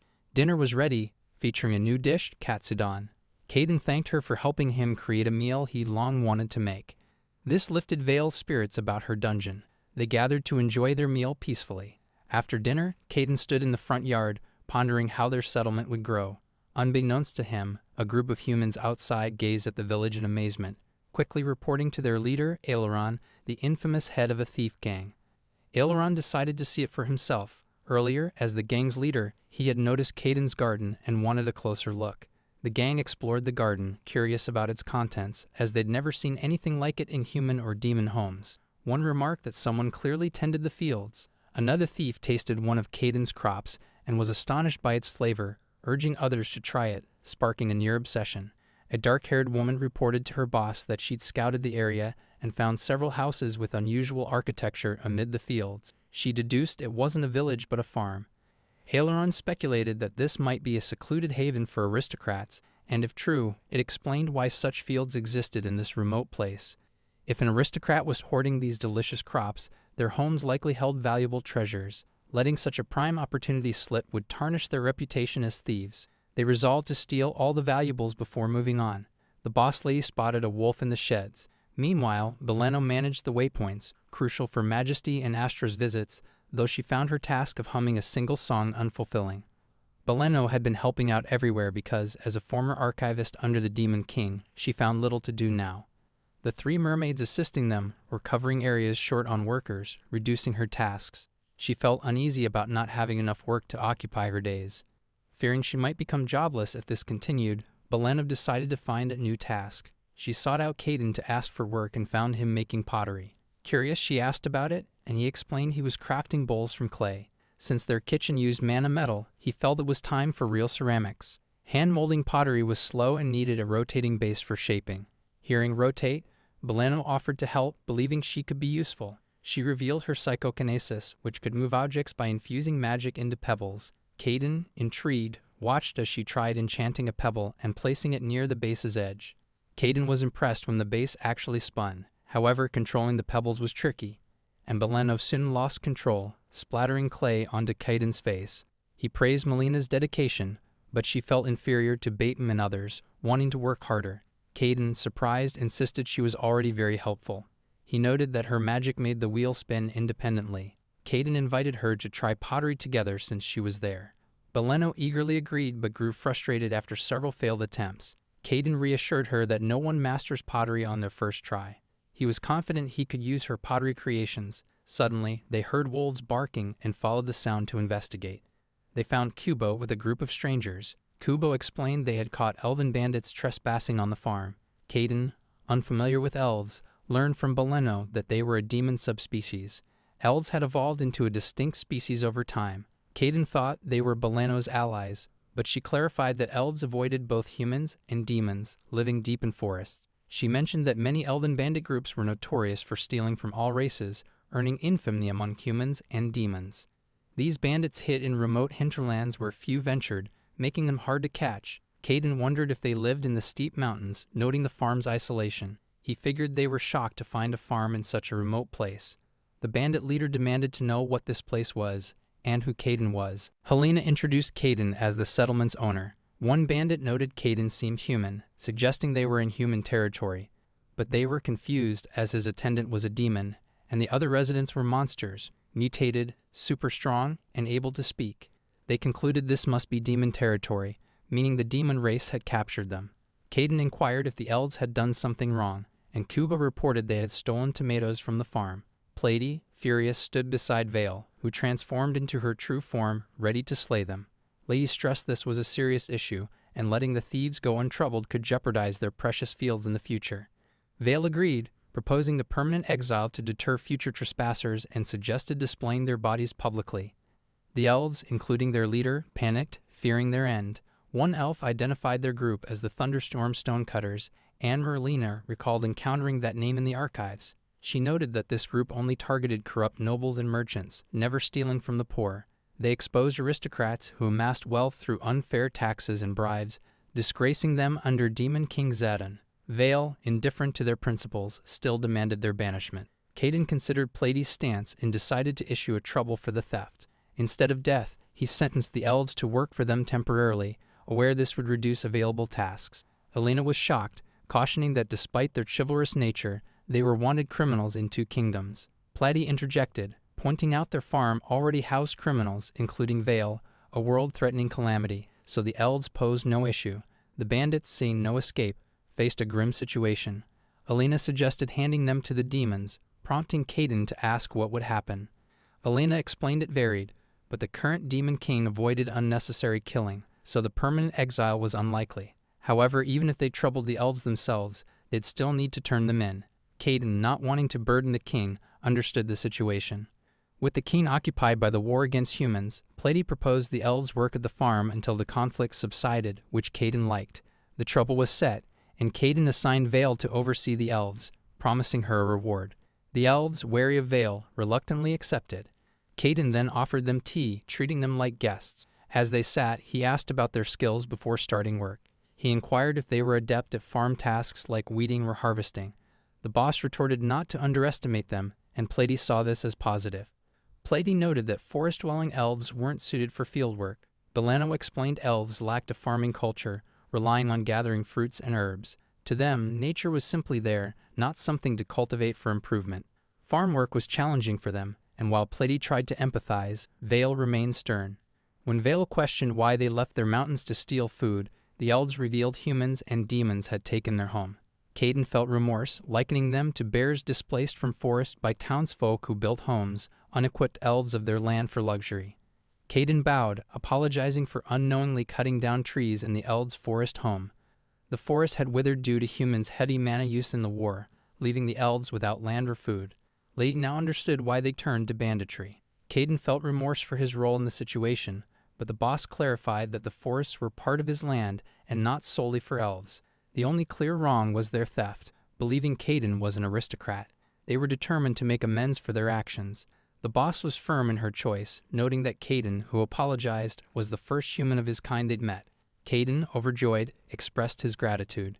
Baleno doubted the elves' suitability for farm work and urged sending them back. Caden struggled to grasp why she felt so strongly. The boss asked if the pottery container lacked enamel coating, and Caden, unsure, led them to his workshop. She explained they could create fine enamel by straining ash, dissolving it in water, and coating wares before baking to enhance durability without melting. Caden was unaware enamel could be made this way, though it was common knowledge among elves. Plady asked if this clashed with their nature-focused mindset, and the boss replied that they minimally used nature's resources. Elves excelled at crafting tools from natural materials. They could also produce leather goods and glassware. Lottie, excited, noted her potion-making skills needed better lab equipment, which the elves could easily provide. Beleno suddenly screamed and cried, confusing everyone. She revealed pottery was her new job, recently assigned. She apologized for not mentioning the elves' crafting skills, fearing joblessness if she did. Plady, puzzled, pointed out Beleno handled cleaning, laundry, and most housework. She praised Beleno's thorough work, calling her a lifesaver, and urged her not to undervalue herself. Caden understood Beleno's concerns and decided everyone would assist with chores. This wasn't her goal, as it would reduce her workload further. He proposed dividing chores and learning new skills from the elves, allowing Beleno to explore tasks she could passionately pursue. He apologized for overlooking her worries and thanked her for her efforts. Beleno, tearful, expressed gratitude. Plady asked if there were chores she could take on. Aileron approached Beleno, introducing herself and offering to teach pottery. Beleno hesitated, having wanted to turn the elves over to the Demon King. Aileron understood Beleno's fear of losing her place, relating to the feeling of displacement. She empathized with her struggle. Beleno eventually accepted, and they began immediately. After many attempts, Beleno crafted something useful, welcoming the elves as new friends to the farm. At the Royal Demon Palace, Zidane reluctantly sought Caden's assistance. Meanwhile, Caden and the elves embarked on a hunting trip, their first venture into a high-level dungeon. One elf asked about their target, and since Val craved their meat, they aimed to hunt square boars. Vale noted that the boar's hides could be crafted into leather items like belts and bags. A boar appeared, and an elf struck it precisely. Lampy praised her archery prowess. Caden, eager to learn, asked how they excelled. She explained their bows combined various woods for strength and flexibility.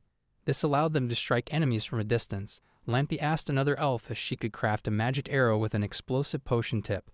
Caden wondered what formidable foe required such power. The elf apologized for her enthusiasm, but Gordon, a former Imperial Guard, gently advised moderation in upgrading gear. The elf believed they wouldn't need extra equipment with a dragon among them. Lampy concurred, referencing the lifeless king.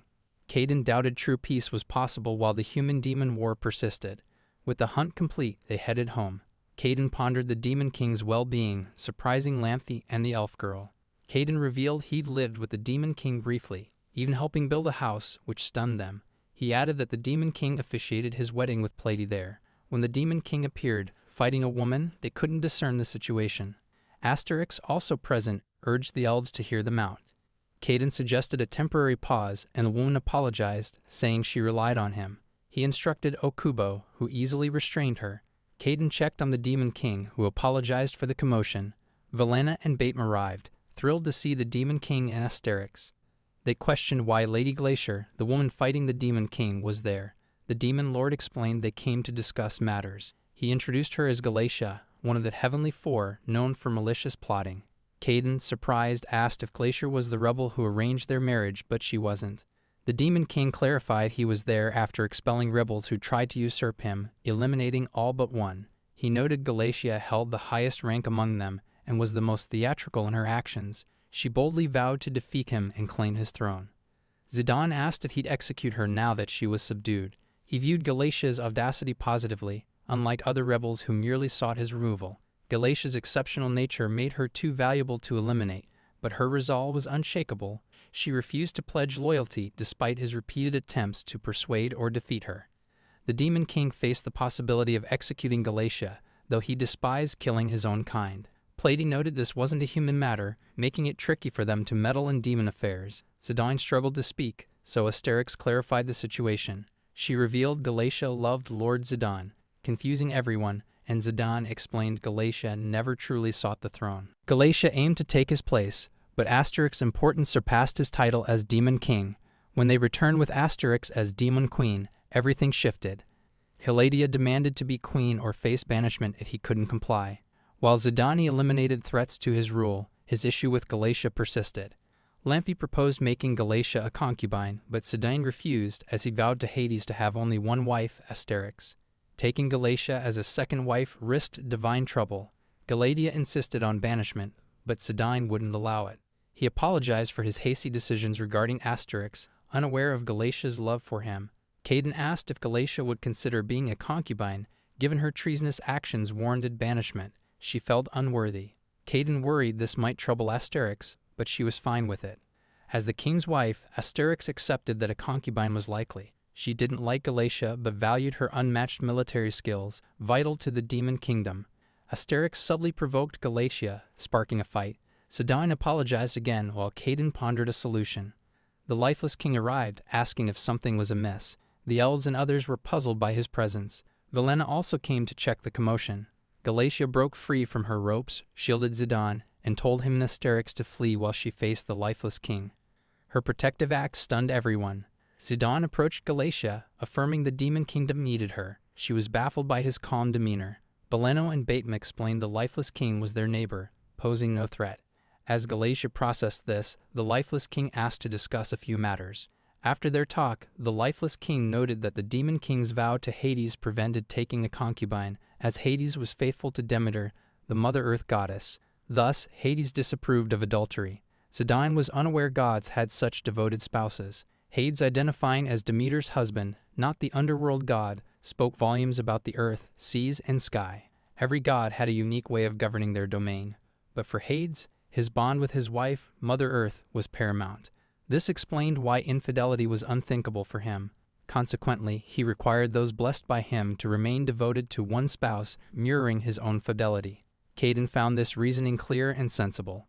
The lifeless king explained that the demon king, as ruler of the demon kingdom battling humans, needed to unite diverse factions with differing views into a cohesive force. Sometimes, this meant marrying multiple women with key alliances. The demon king admitted he thought he understood his duties, but his love for Asterix clouded his judgment, leading to a reckless choice. He was also unaware of Galatia's affection for him. Galatia kept demanding banishment, which he refused. Caden asked how to resolve this. The lifeless king declared there was one solution and summoned Hades again. Upon hearing the issue, Hades grew furious, calling it blasphemous. Less than a year after their marriage, they were already breaching his rules. Caden was alarmed by Hades' anger. Galatia pleaded with Hades, admitting her selfishness caused the mess, and that Zidane rejected her. She insisted she alone should face divine trouble. Galatia begged Hades to take her if she couldn't wed Zidane. Asterix interjected, stressing Galatia's value to the demons in the human-demon war, making her potential concubine status critical. Hades, flustered, began to stammer. Then a woman appeared, Hades' wife, summoned by the lifeless king. She acknowledged her husband's love, but noted his stubbornness and rigidity as flaws. She questioned if Hades was overcompensating due to Zeus and Poseidon. They bickered like newlyweds, and Caden found them endearing. The Mother Earth goddess understood their plight, but, as Hades' wife, couldn't dismiss his will.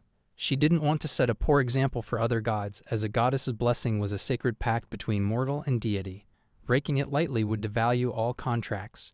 To break a vow while preserving its worth required an exceptional equivalent. Suddenly, something seemed amiss. The Mother Earth goddess pointed at Caden, asking if he was a child of Zeus, sensing he came from beyond their realm. She also detected a gift from Hephaestus in him, which delighted her. Smiling, she suggested this could warrant an exception. Caden's Hephaestus-given gift might allow the demon king to take concubines. She revealed that holy swords crafted by her husband Hades held the essence of the 7 holy swords. Zidane presented his holy sword, and Caden's was also divinely forged. She approved. Hades was shocked, noting he already possessed 2 others. He clarified that since one sword was a phantom, its location was unknown until recently confirmed. Zidane asked Asterix if she had the swords, and she confirmed she did, revealing a broken one.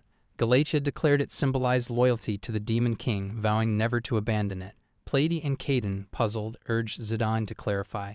He explained that a century ago, 5 of the 7 holy swords, crafted by the underworld god, belonged to 5 demon families.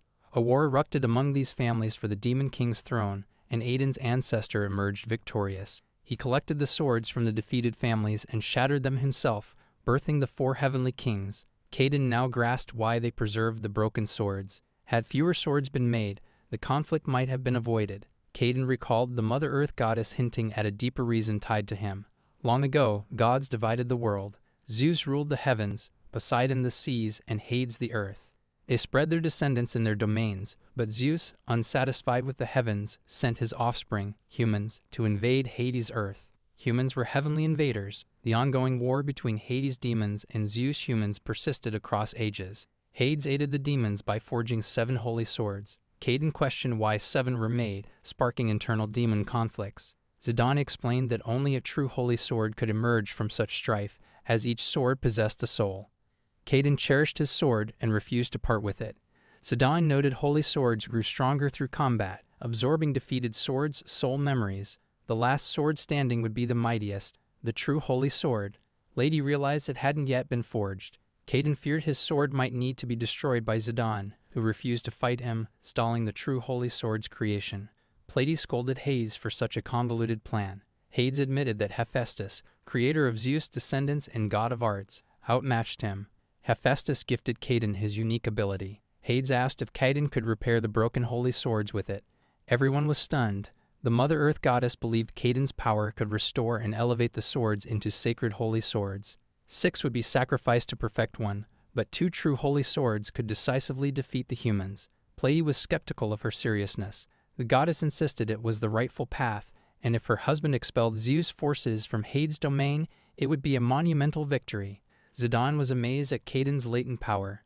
Aileron and the elves, equally shocked, rejoiced at the prospect of easier lives. The Mother Earth goddess added that restoring Hades' rule over the earth, impossible for millennia, would earn great rewards. Hades agreed, promising to amend Zidane's contract with a special condition if he achieved this triumph. Hades asked Caden if he would repair the swords. Caden hesitated, as Hades' plan to forge a sword to defeat humans troubled him, even as someone from another world. He had reservations about humans and wanted to share something positive. Despite Hades' fair rule among gods, he was distanced from Zeus due to his appearance. Using Hephaestus' gift to thwart Zeus' ambitions would be thrilling. Caden, upset, insisted Hephaestus wasn't that kind of deity. Hades questioned if Caden sided with humans. Caden clarified that Hephaestus, a god who loved crafting, didn't intend his gift for such destructive purposes. The gift was meant for creation, not destruction. Still, if repairing the holy swords could stabilize the situation, Caden agreed. Zidane saw Caden's reluctance to use Hephaestus' power for this, fearing its impact. Zidane assured him a true holy sword, crafted by a saint, would never harm humanity, and he'd ensure it. The girls asked about Zidane's strategy. He explained the true holy sword could shatter Zeus' sacred barrier around the human castle, which repelled demons. This would break the stalemate, allowing a surprise attack. Zidane vowed to dismantle the human political system. The royal family, Zeus worshippers, upheld human superiority. If Caden defeated them, he could dissolve the human nation, leaving humans equal to demons. Hades noted some believed Zeus' sons always had schemes, but his wife disagreed. Without human kings, not even Zeus could intervene. It was Zidane's call. The Mother Earth goddess blessed Galatia, enabling her marriage to Zidane under Hades' approval. Zidane thanked her, though Hades cautioned against excessive leniency, but permitted it. Zidane's holy sword needed 1 swing, and after 2, peace would flourish. Hades gifted Caden a blessing for better crops as thanks. After the blessing, they vanished. Caden wondered if the issue was settled and rallied everyone to unite and prepare for Zidane's mission. Caden soon repaired 2 broken swords. He asked about Zidane's strategy meeting, and Zidane shared elf-provided intel about entering the castle via the mountain, minimizing human casualties. Zidane and Asterix thanked Caden for his aid. Asterix promised to report after victory. Caden, disliking formality, invited her to visit any time. Batem and Merlina gave Asterix and Galatia counter-magic cloths for protection, tearing up as they'd miss them. Galatia vowed to safeguard Demonkind and herself, but Asterix doubted she'd need protection. Dinner was ready, and Galatia, puzzled by Tonkatsu's appearance and name, tried it. She devoured it voraciously. Pleiades and Caden hoped for a successful outcome. Days later, the human king raged, frustrated that his workers couldn't find St. Caden, berating their incompetence. A subordinate delivered grave news. The Demon King's massive army, led by Zidane, was invading from Broder. The assault had begun. The human king and his soldiers were stunned, as they hadn't provoked the demons.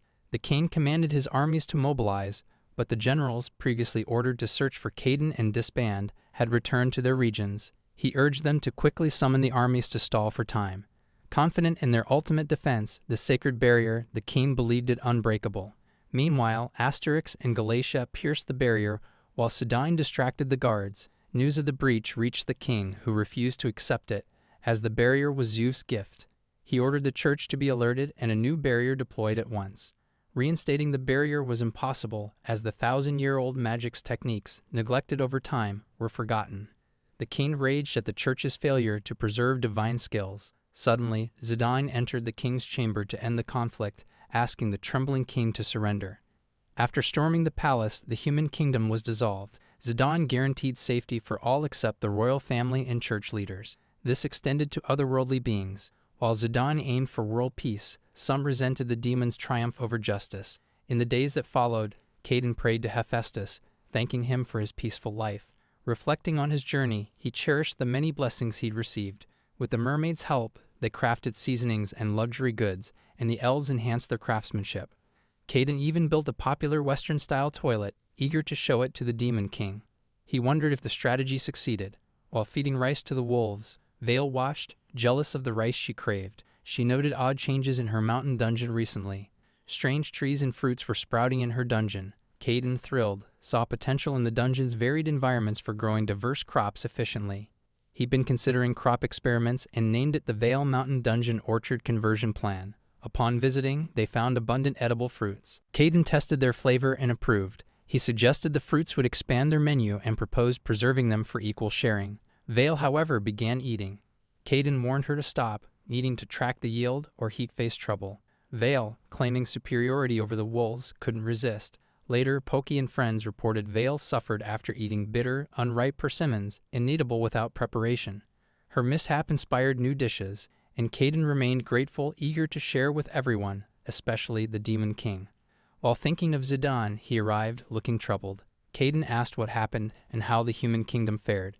He noticed a girl behind Zidane, who asked if Caden owned the farm. Confirming, she introduced herself as Princess Rita Slit, sole daughter of the human king, ruler of the world's highest race. She declared Caden would have the honor of caring for her starting today. Rita Slit was resolute in her statement. Lady called everyone to discuss the situation. They asked Zidane what was happening and if the plan failed. He explained that human politics collapsed after the king's death, but thanks to Caden, it was no longer an issue. Caden was curious about the child's identity. Rita Slit, angered by their whispers, demanded they bow before her, proclaiming their descendants should be proud. Boasting as the unrivaled princess of the human kingdom, she was silenced when Lady whacked her face, humbling her instantly. Rita Slit was subdued after Pleiades whacked. Pleiades instructed her to listen carefully, and she complied. Pleiades explained the human kingdom's collapse meant royalty was now ordinary, reducing Rita to just a person. Stunned, Rita couldn't respond. Pleiades asked Zidane if he wanted to keep her, and he agreed. Caden, puzzled, prompted Zidane to clarify. Zidane explained Rita had no home to return to. Although the king was dead, the kingdom wasn't fully subdued. With new subjects of different species, governance would be challenging. The old regime lingered, and knowledge of the princess's location posed risks. Pleiades noted that kidnapping and marrying the princess could make anyone king, helping Caden understand. She shouted at Rita Slit that her only options were staying there or facing the underworld, and her arrogance would gain her nothing. After Pleiades' whack and scolding, Rita broke down, sobbing and pleading for death.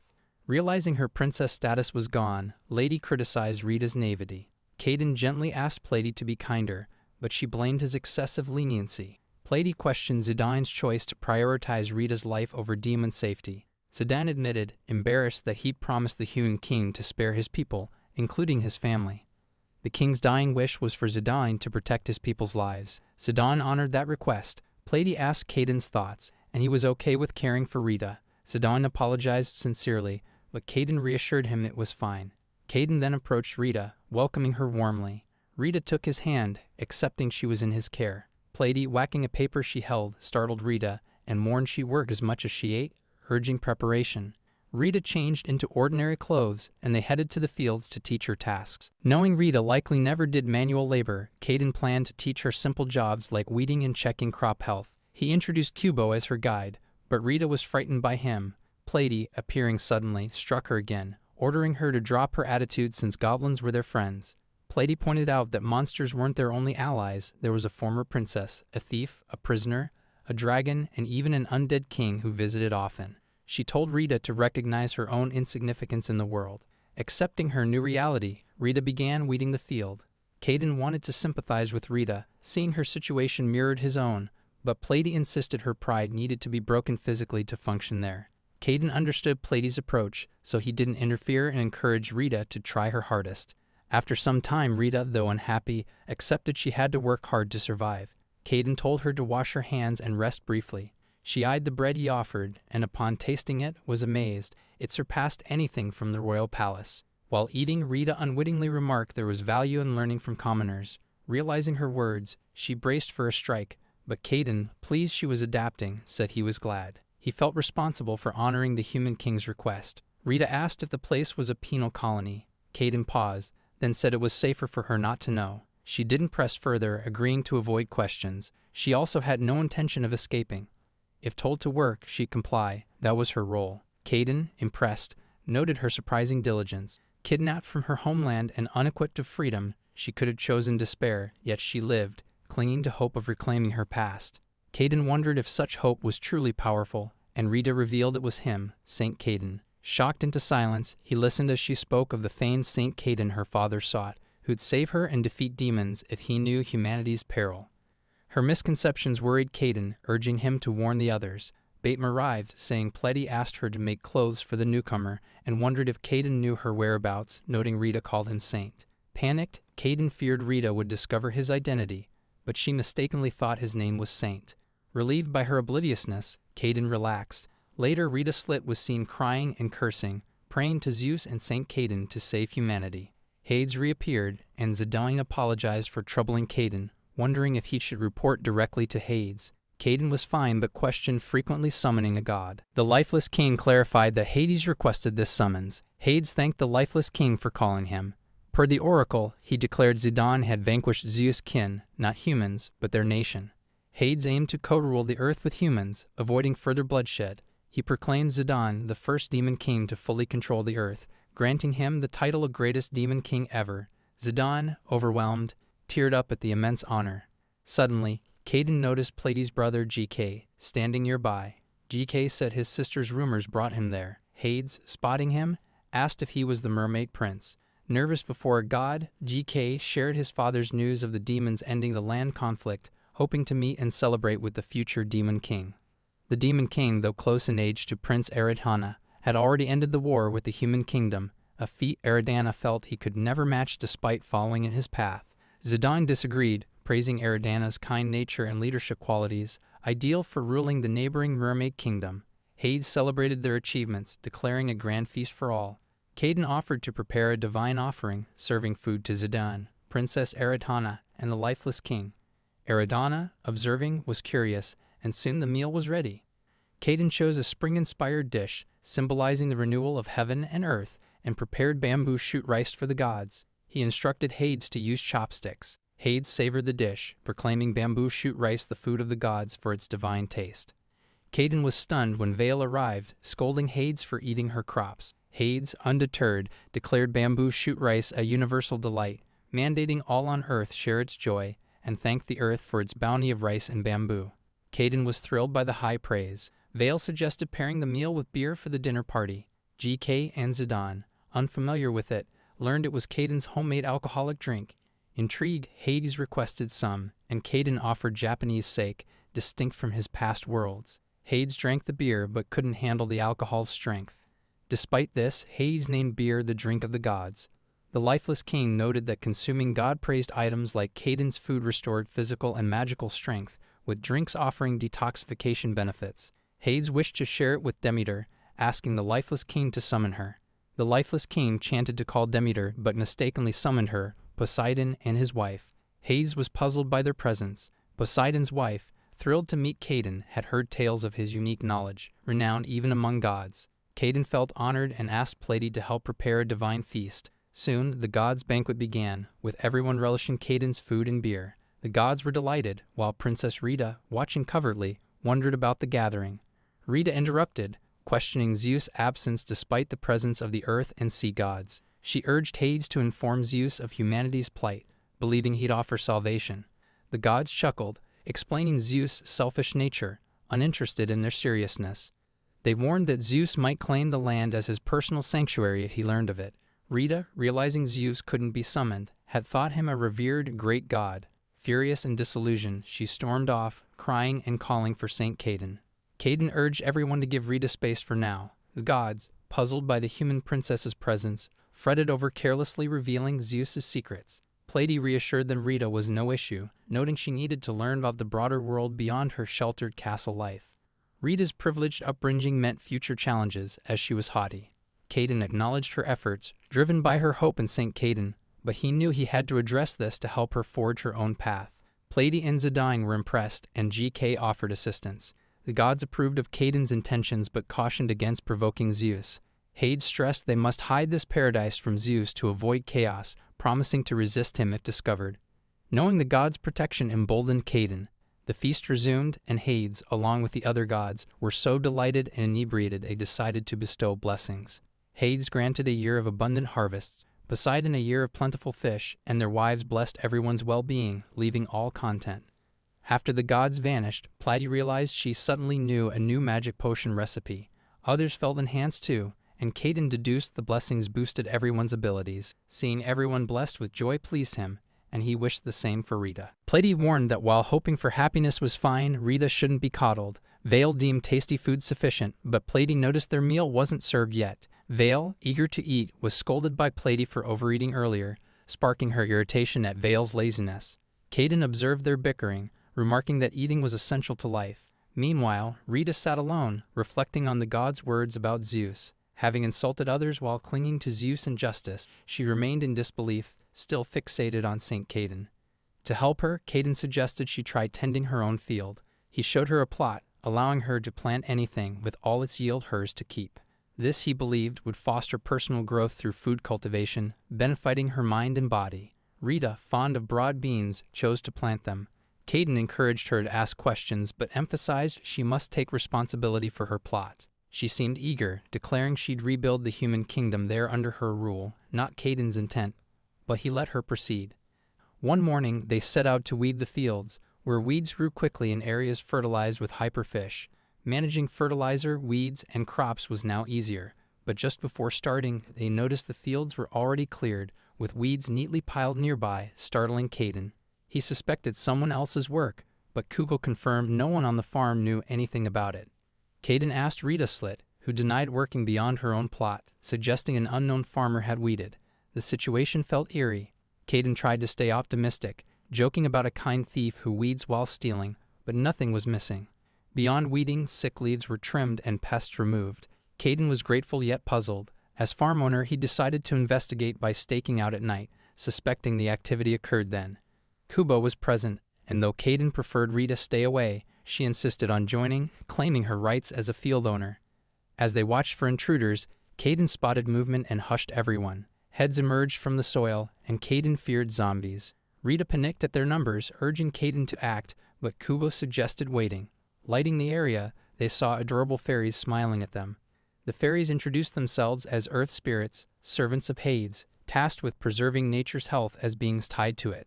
Kubo noted spirits typically blend with mana, invisible and intangible, but these were different. They explained Hades' blessing, combined with power from Hades and Mother Earth, allowed them to take physical form, enhancing their abilities. They thanked Caden for cultivating the land, expressing joy to repay him. Now materialized, they offered assistance. Caden understood but asked why they worked at night. They said it was to avoid detection, a standard spirit practice. Caught, they admitted they had no choice and offered to help openly, asking for tasks. Rita demanded they serve her, but Pleiade appeared, striking her again. Ladies, suspicious of their whispering, questioned Caden's plans. Kubo explained odd jobs were their duty and hoped Caden could assign the spirits new tasks. The spirits pleaded for work, and Caden and Pleiade considered options. Rita, upset, wanted them for herself. Lady asked if Caden needed help elsewhere. Caden had one idea but hesitated to involve spirits. They insisted they were ready for any job. He brought them to his house, assigning them housekeeping duties starting that day. Alina was displeased, fearing less work for her. Caden explained he planned to build a new facility, requiring him to lighten Alina's load first. He asked her to supervise the spirits. Alina, charmed by their cuteness, eagerly agreed. Tammy offered to craft clothes for the spirits, like maid outfits. Caden preferred work clothes over maid outfits for the spirits. With everyone assigned new roles, progress was smooth, which pleased him. Zidane was excited to advance their next project, a bathhouse Caden longed to build. Lady Curious asked what a bathhouse was, and Caden explained it was a place to cleanse and rejuvenate, which slightly alarmed her. He clarified that it would refresh those exhausted from work, like a revival. Lady, burdened by daily tasks, found this thrilling. Caden was grateful for everyone's help in making it possible. Rita Slit, observing, reflected on her palace life, and Caden urged her to look forward to it. This new lifestyle, full of surprises, could bring her joy, Caden believed. Rita, touched, hoped to begin anew with her charming companions. Meanwhile, Hermes, god of wisdom, approached Zeus to share inevitable news, despite Zeus's apparent boredom. Zeus, claiming to be busy, demanded significant news or threatened trouble. Hermes revealed the human kingdom's defeat, which Zeus found inconceivable. Shocked, he learned the land was Hades' domain, created by him, with humans as invaders. The victorious demons spared the humans, annexing them instead. Zeus, furious at the humans' failure to fight to the death, baffled Hermes. When asked if aid should be sent, Zeus refused, suspecting Hades had tricked them by aiding the demons. Hermes doubted Hades would act like Zeus, but Zeus insisted on deceit. Frustrated, Hermes shouted that baseless accusations sparking a god war would unite all gods, including himself, against Zeus, who lacked allies. No one would risk their lives for Zeus's futile cause. Enraged, Zeus called Hermes cruel and threatened to outburst, but Hermes was unfazed. Pondering the humans' loss, Hermes suspected the influence of a visitor from another world. This man, dubbed the Saint, wielded Hephaestus' gift, halting the conflict. Hermes feared Zeus, discovering this would cause trouble, so the Saint's existence needed secrecy to maintain peace, a duty for the gods to protect the Saint and Hephaestus. Hephaestus worried Zeus' arrogance, believing he controlled all and owned every virtue, would persist. Nothing could defy him, yet he was irritated by the humans' territorial loss, fueling his destructive impulses. Determined to destroy the land if he couldn't rule it, Zeus plotted. Meanwhile, at Caden's farm, Rita Slit chided him for being slow, eager to learn sorghum cultivation. Caden brought seedlings, explaining they'd grow into tasty sorghum with her effort. Emphasizing her role in their success, Rita was eager to grow sorghum with full effort. Caden warned that cultivating it involved many techniques which could be challenging. He advised her to picture the sorghum's flavor to stay motivated, even if it meant adjusting her attitude. She expressed gratitude, catching Caden off guard, though he kept the moment light. They began preparing ridges for planting. As Caden started demonstrating, an earthquake struck. He steadied Rita Slit until it passed. Unfamiliar with quakes in that area, he doubted the terrain was prone to them. When it stopped, a hole appeared in Rita's field. Puzzled, Caden considered a mole-like monster and told Rita to stay back for safety. Rita, terrified of monsters, asked how Caden remained calm. He reassured her, vowing to protect her no matter what. Something emerged from the hole, not a mole, but a winged, human-like figure. Rita, confused, questioned if it was a mole, but Caden thought it resembled a dragon due to its flight. The figure spouted incomprehensible words Caden couldn't grasp. After rambling, she halted, her wings, Icarus-like, failed, and she collapsed, eyes shut. Rita feared she was dead, but her faint breathing and low body temperature suggested otherwise. Kubo arrived and carried her to the house garage. Rufus examined her, noting her symptoms didn't align with any known condition. Her race wasn't human, demon, or mermaid, nor any related subspecies, baffling them. Pletty remarked that without knowing her species, helping her would be tough. Gara Rufus suggested boosting her strength with ample nutrition, as they had no other ideas. Kubo brought natto, highly nutritious and effective for illness, though hard to eat. With no better option, he instructed Gobo Kiji to open her mouth so he could feed her the natto. They pried her mouth open, and she began chewing. Hoping for recovery, they watched as she suddenly opened her eyes and stood, acting strangely. She performed a self-diagnosis, announcing full functional restoration, muttering about mana repair and combat mode, leaving them bewildered. Kneeling before Caden, she declared him the one who fixed her malfunction. She identified herself as Angel Hawksbane, a blade of Heaven's will, but memory loss limited her data. She registered Caden as her new master, shocking him as she awaited his commands, ready to eliminate his foes as his devoted weapon. Confused, Caden told her to stop such talk and asked if she could answer questions. She agreed. He inquired about her identity and race, but she couldn't respond, citing missing memory data, leaving Caden's questions unanswered. She attributed her memory gaps to aging. The lifeless king arrived, and Caden hoped he'd know something. Asked about the angel, the lifeless king admitted that despite his millennium of life, he knew nothing of angels. Plady, despairing, shouted that even their last hope was clueless, leaving them helpless. The lifeless king offered another solution, summoning Hades again. Hades, expecting Caden's delicious food, was mildly annoyed to learn it was just a question. Caden asked if Hades knew about the angel. Upon seeing her, Hades shrieked, as if spotting a monster, panicked because they thought all angels were eradicated.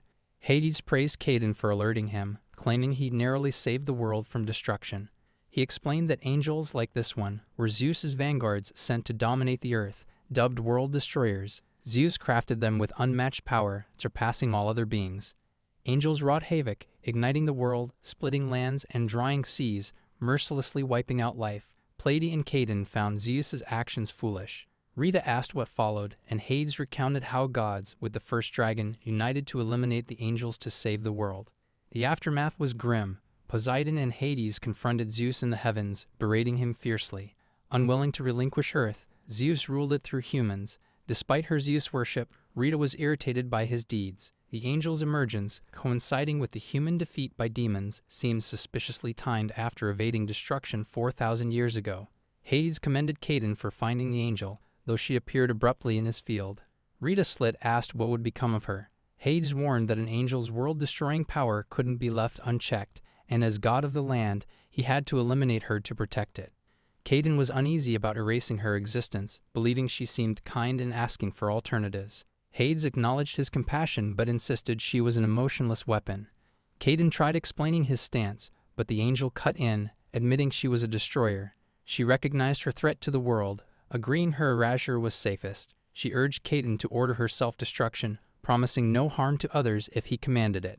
Rita rushed to hug her, arguing that despite her past, she'd changed, and any race could redeem itself here. Lady wondered if Rita saw her own past in the angel, once asked to die for the world.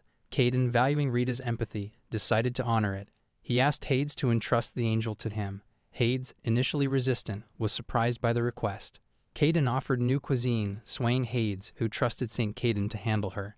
Caden accepted the responsibility. Hades then contacted Hermes, asking if he was with Zeus, instructing him to stay put while he fetched Poseidon and others, eager for Caden's dish. Hades excused himself, anticipating the new meal. The angel asked about her future, and Caden said she'd live with them. Rita Slit was overjoyed to stay with her. Caden apologized for deciding alone, but Plady approved, noting the princess's growth since the angel's arrival. Rita Slit treated the angel like a younger sister, introducing herself warmly. She encouraged her to feel at ease and ask questions, noting her longer time at the farm. Her senior-like demeanor irritated Plady, though she stayed silent. The angel, unexpectedly, told Rita to hush and face Caden. She asked if the substance that revived her from near ruin was an elixir. Caden, confused, was shown natto by Kubo. The angel clarified that without natto, she'd cease functioning, analyzing its benefits with intense focus. As she listed natto's virtues, Caden wondered if his unique brewing skill enhanced it. After detailing natto's effects, she urged Caden to assign her the vital task of guarding it. He downplayed natto's complexity, saying it was simple to make, but she sternly warned against mocking it. Caden suggested she try crafting it, leaving her astonished. She marveled that a destructive weapon like her could create a life-saving substance. Caden saw a chance to foster her emotions through natto making, but Rita Slit interjected, insisting the angel, Haru, first fix her field by checking the soil for issues. Haru scanned the ground, detecting an underground water vein. Caden was thrilled, realizing they could dig a well for easier fieldwork. Rita agreed to slightly relocate her field. She also wanted to assist Haru in digging the well. Eager to make natto soon, Haru activated a mana cannon, forming a high-powered plasma beam. She targeted the water vein, blasted it, and linked it to the surface. Inspecting the water, they found it hot. A hot spring by mistake. Vale arrived, demanding to know who caused it. Caden asked Vale for help. Haru, identifying Vale as a dragon, asked if she should attack with her cannon. Caden clarified Vale was a friend, but Vale, enraged, transformed. He tasked her with piping the hot water to the mansion, calming her down. Vale grumbled but agreed when Caden offered katsudon and dessert. The orc bow team readied pipes while Caden and goblins set up the bath system. Once connected, it worked perfectly, and Caden cheered, grateful for their existing bathroom and drainage setup. He hadn't anticipated an onsen and felt relieved. Plady grasped the bath's purpose, excited to refresh their lives. She asked who wanted to bathe, but only 2 raised hands, confused by cleansed life, while Vale just craved food. Lady offered Caden the first bath, but he wanted everyone to experience its wonders immediately. Pleiades suggested rock, paper, scissors to decide. Vale, feeling sidelined, protested, refusing to let non-contributors benefit without acknowledging her efforts. Rita Slit reminded everyone that the hot spring stemmed from her yielding her land, with Haru's help in uncovering it. Vale, questioning Haru's identity, was displeased at the growing number of residents. Caden explained Haru was an angel named Hawksbane, which Vale disliked, recalling how angels nearly wiped out her ancestors. Vale challenged Haru to a fight outside, but Haru declared she no longer wished to battle. Vale, skeptical, asked if Haru was a weapon. Haru confirmed she was a living weapon, not a true angel, but stressed she'd been reborn, leaving that past behind. Haru's role as Nada's creator and protector baffled Vale further. When Caden clarified, Vale demanded Haru stay away, looking unwell at the mention of Nada despite her hearty appetite. Post-meal, Caden worried about Vale and Haru coexisting, but hoped the bathhouse would ease tensions. Caden wished for Vale and Haru to bond. Rita Slit, uneasy, reported Pleiades was lingering in the bath. Curious, Caden approached and found Pleiades lounging unclothed in the water. Covering his eyes, he asked if she was all right, and she murmured it felt too good to leave. Relieved it was just relaxation, Caden noted Pleiades' comfort inspired the other girls to try the bath, urging her to hurry. The bath became chaotic as everyone vied for a turn, far from restful. Consequently, the girls requested Caden expand it. Amazed the bath caused issues, Caden resolved to make it a true haven for relaxation. He devised a plan needing Vale and Haru's strength and asked for their help. Haru agreed readily. Vale resisted working with Haru but relented for the sake of relaxation. Other girls also volunteered, impressing Caden, who valued their unity. He believed collaboration toward a shared goal, regardless of motive, was the key to success, strengthened by their bonds. The demon team crafted clothes and towels, mermaids made bamboo baskets and props, elves produced pipes, goblins managed fields and supported others, spirits cleaned the house, and orcs began constructing the massive bath. With roles assigned, the Super Public Bath Project launched. Building a large bath required ample space, careful not to harm farmland. A stable, slightly distant site was ideal. Haru suggested a spot, confirming its solid ground and a deep water vein, perfect for their needs. The elevated site offered an ocean view, making it ideal for the bathhouse. Vale cautioned it was near the Lifeless King's vast dungeon, which they couldn't risk damaging. The Lifeless King appeared, reassuring them that dungeons, as mana-stagnated spatio-temporal distortions, were resilient. The Lifeless King explained his cave dungeon existed in a warped subspace, not truly underground, so digging wouldn't affect it. Vale's concern wasn't about contact, but whether he approved of using his land for the bathhouse, to which he gave full consent. Caden expressed gratitude, inviting him to visit once it was built. With that settled, Vale transformed into a dragon to retrieve materials from home, while Caden prepared the site, joined by the orc team to lay the foundation and pipes. The elf team handled plastering, and upon Vale's return, Caden relied on goblins for detailed craftsmanship. Their collective effort birthed a massive bathhouse, which the Lifeless King found peculiar but Caden deemed the ultimate bathhouse. For the final touch, Haru soared up, wielding her dragon-slaying, god-killing blade to pierce the earth. Caden was thrilled, though Vela was uneasy about Haru's weapon. Haru clarified she dug another hole, like in Rita's field, completing the bath. They entered the bathhouse, boasting a stunning ocean view. The Lifeless King praised the marvelous facility, feeling the hot water rejuvenate every part of his body. Even his wolf, Poki, seemed content. Hearing the girls' voices, they realized they were bathing too. Pleiades was enchanted by the experience, and Rita Slit aimed to teach newcomers proper bathing etiquette. Meanwhile, Vale dove in without washing first, prompting Rita and Pleiades to scold her for cannonballing into the water.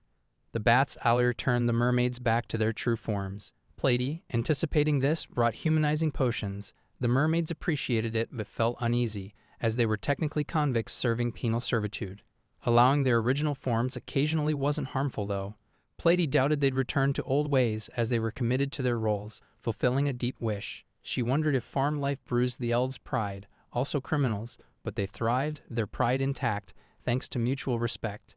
This respect enabled their harmony. Caden, building the bathhouse, preserved the forest by growing Japanese cypress for materials, teaching coexistence and cultural understanding for species survival. His approach fostered unity across diverse groups. Rita agreed with Aileron, admitting she had much to learn, especially as Haru's sister. Melanie found baths magically unifying, amazed by the joy of bathing together. Pleiades echoed this sentiment. Caden, overhearing, found their words odd, but was delighted the bathhouse brought them closer. As Caden prepared to leave the bath, he saw someone resembling him, realizing it was Kubo, marveling at the hot spring's mysteries. Craving ice-cold milk afterward, he believed it would enhance his cooking, enabling dishes like butter, cheese, cream, and yogurt, plus confections. He asked Plady and Vale if this world had milk sources. Vale was unsure what to produce, but felt compelled to find some. Plady confirmed milk-producing creatures existed, insisting they source only the best. Plady urged Vale to provide milk, stunning her and Caden when she claimed dragon milk was a global gourmet delicacy. Vale, unable to produce milk, knew where to find it instead. She set off to fetch the finest milk herself. After 6 days, Vale returned, worrying Caden, who feared she'd been reckless. Before he could reprimand her, she presented a girl she brought, supposedly a milk-producing creature. Shocked, they hesitated, and Vale demanded praise and food. Caden scolded her for kidnapping someone over his milk request. The girl clarified she joined Vale willingly, surprising Caden. She explained Vale saved her people from danger, prompting her to repay the favor. Aileron identified her as a skater, a fairy-like being from an alpine community, isolated by steep rocks, inaccessible to most, living peacefully. She continued, recounting a dragon's attack on their village, not Vale, but another after their treasure, golden goat fur, tied to a trial for a wicked holy sword set by Vale's father, the geyser dragon. Caden deduced the attacking dragon was Vale's kin, given their shared nature. Caden asked if her village was safe, noting dragon's catastrophic power. She said the dragon spared them annihilation, seeking only the fur, but sealed entrances, cut water, and scorched meadows, slowly strangling them. Vale arrived, defeated the dragon, and secured milk sharing in return. Caden questioned the ethics of Vale's fight, but she explained dragons competed for the Dragon Emperor's throne. Fewer rivals helped. The defeated dragon's poor character disqualified him anyway.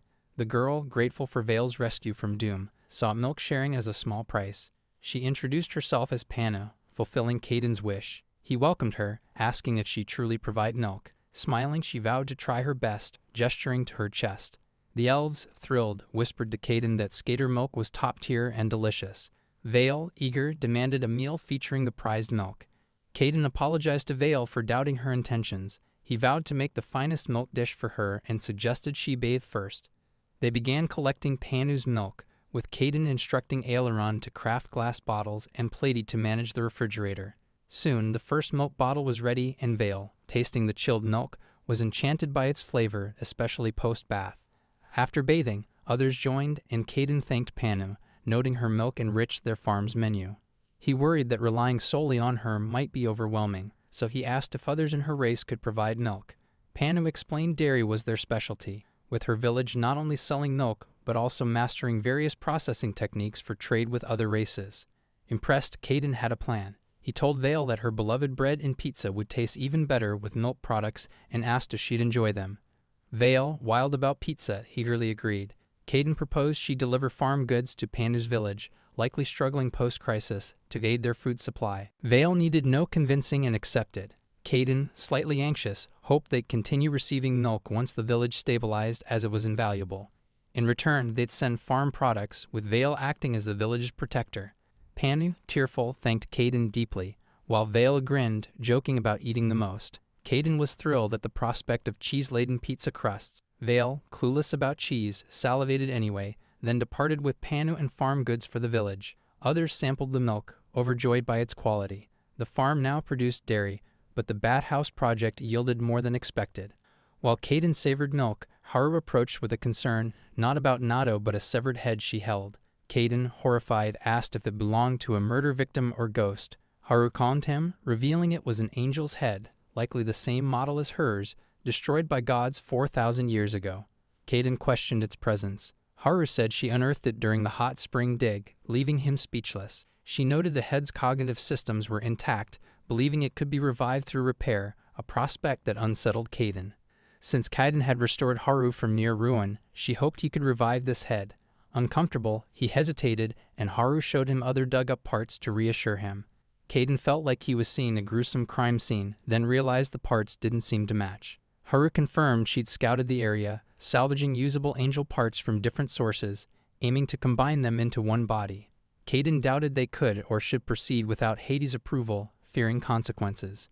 Haru described the parts as a long-lost ally, stirring Caden's urge to create despite mixed feelings. He agreed to try, believing angels deserved their own conscience, not just to be weapons. After diligent work, Caden assembled the parts using his divine hand of supremacy, a God-given gift that seamlessly joined mismatched pieces. Haru thanked him, noting the revived angel's power system and mana flow were intact, signaling success. Haru counted down from 10, and the angel awoke, radiating joy. Spotting Haru, she greeted her warmly, and Haru celebrated her revival. The angel recalled her death by a dragon, an unpleasant memory, but laughed, confusing Caden with her reaction. Caden asked what to name her, given her composite nature. Haru noted her behavior didn't match any original part, suggesting the fusion altered her personality. Though her identity was unclear, Haru was overjoyed to reunite, embracing her warmly. An armored figure appeared, remarking Caden had revived a formidable entity. He introduced himself as Hermes, god of wisdom from the celestial realm, startling everyone. Caden wondered if the lifeless king summoned him, but Hermes clarified he, as a messenger god, could visit mortals freely. Hermes assumed Caden knew his purpose, resurrecting an angel. He confirmed Hades had warned of angels' destructive potential, capable of obliterating the earth. While earthly gods like Hades typically handled such threats, angels, being celestial creations, involved Hermes' realm, prompting his visit. Caden inquired about the newly revived angel's fate. Hermes advised swift destruction to prevent further resurrections, emphasizing their danger. Haru, stuttering, apologized, calling the angel a cherished ally reunited after ages, vowing to die rather than lose her again. Haru knelt, regretting abandoning her not-making dreams so soon.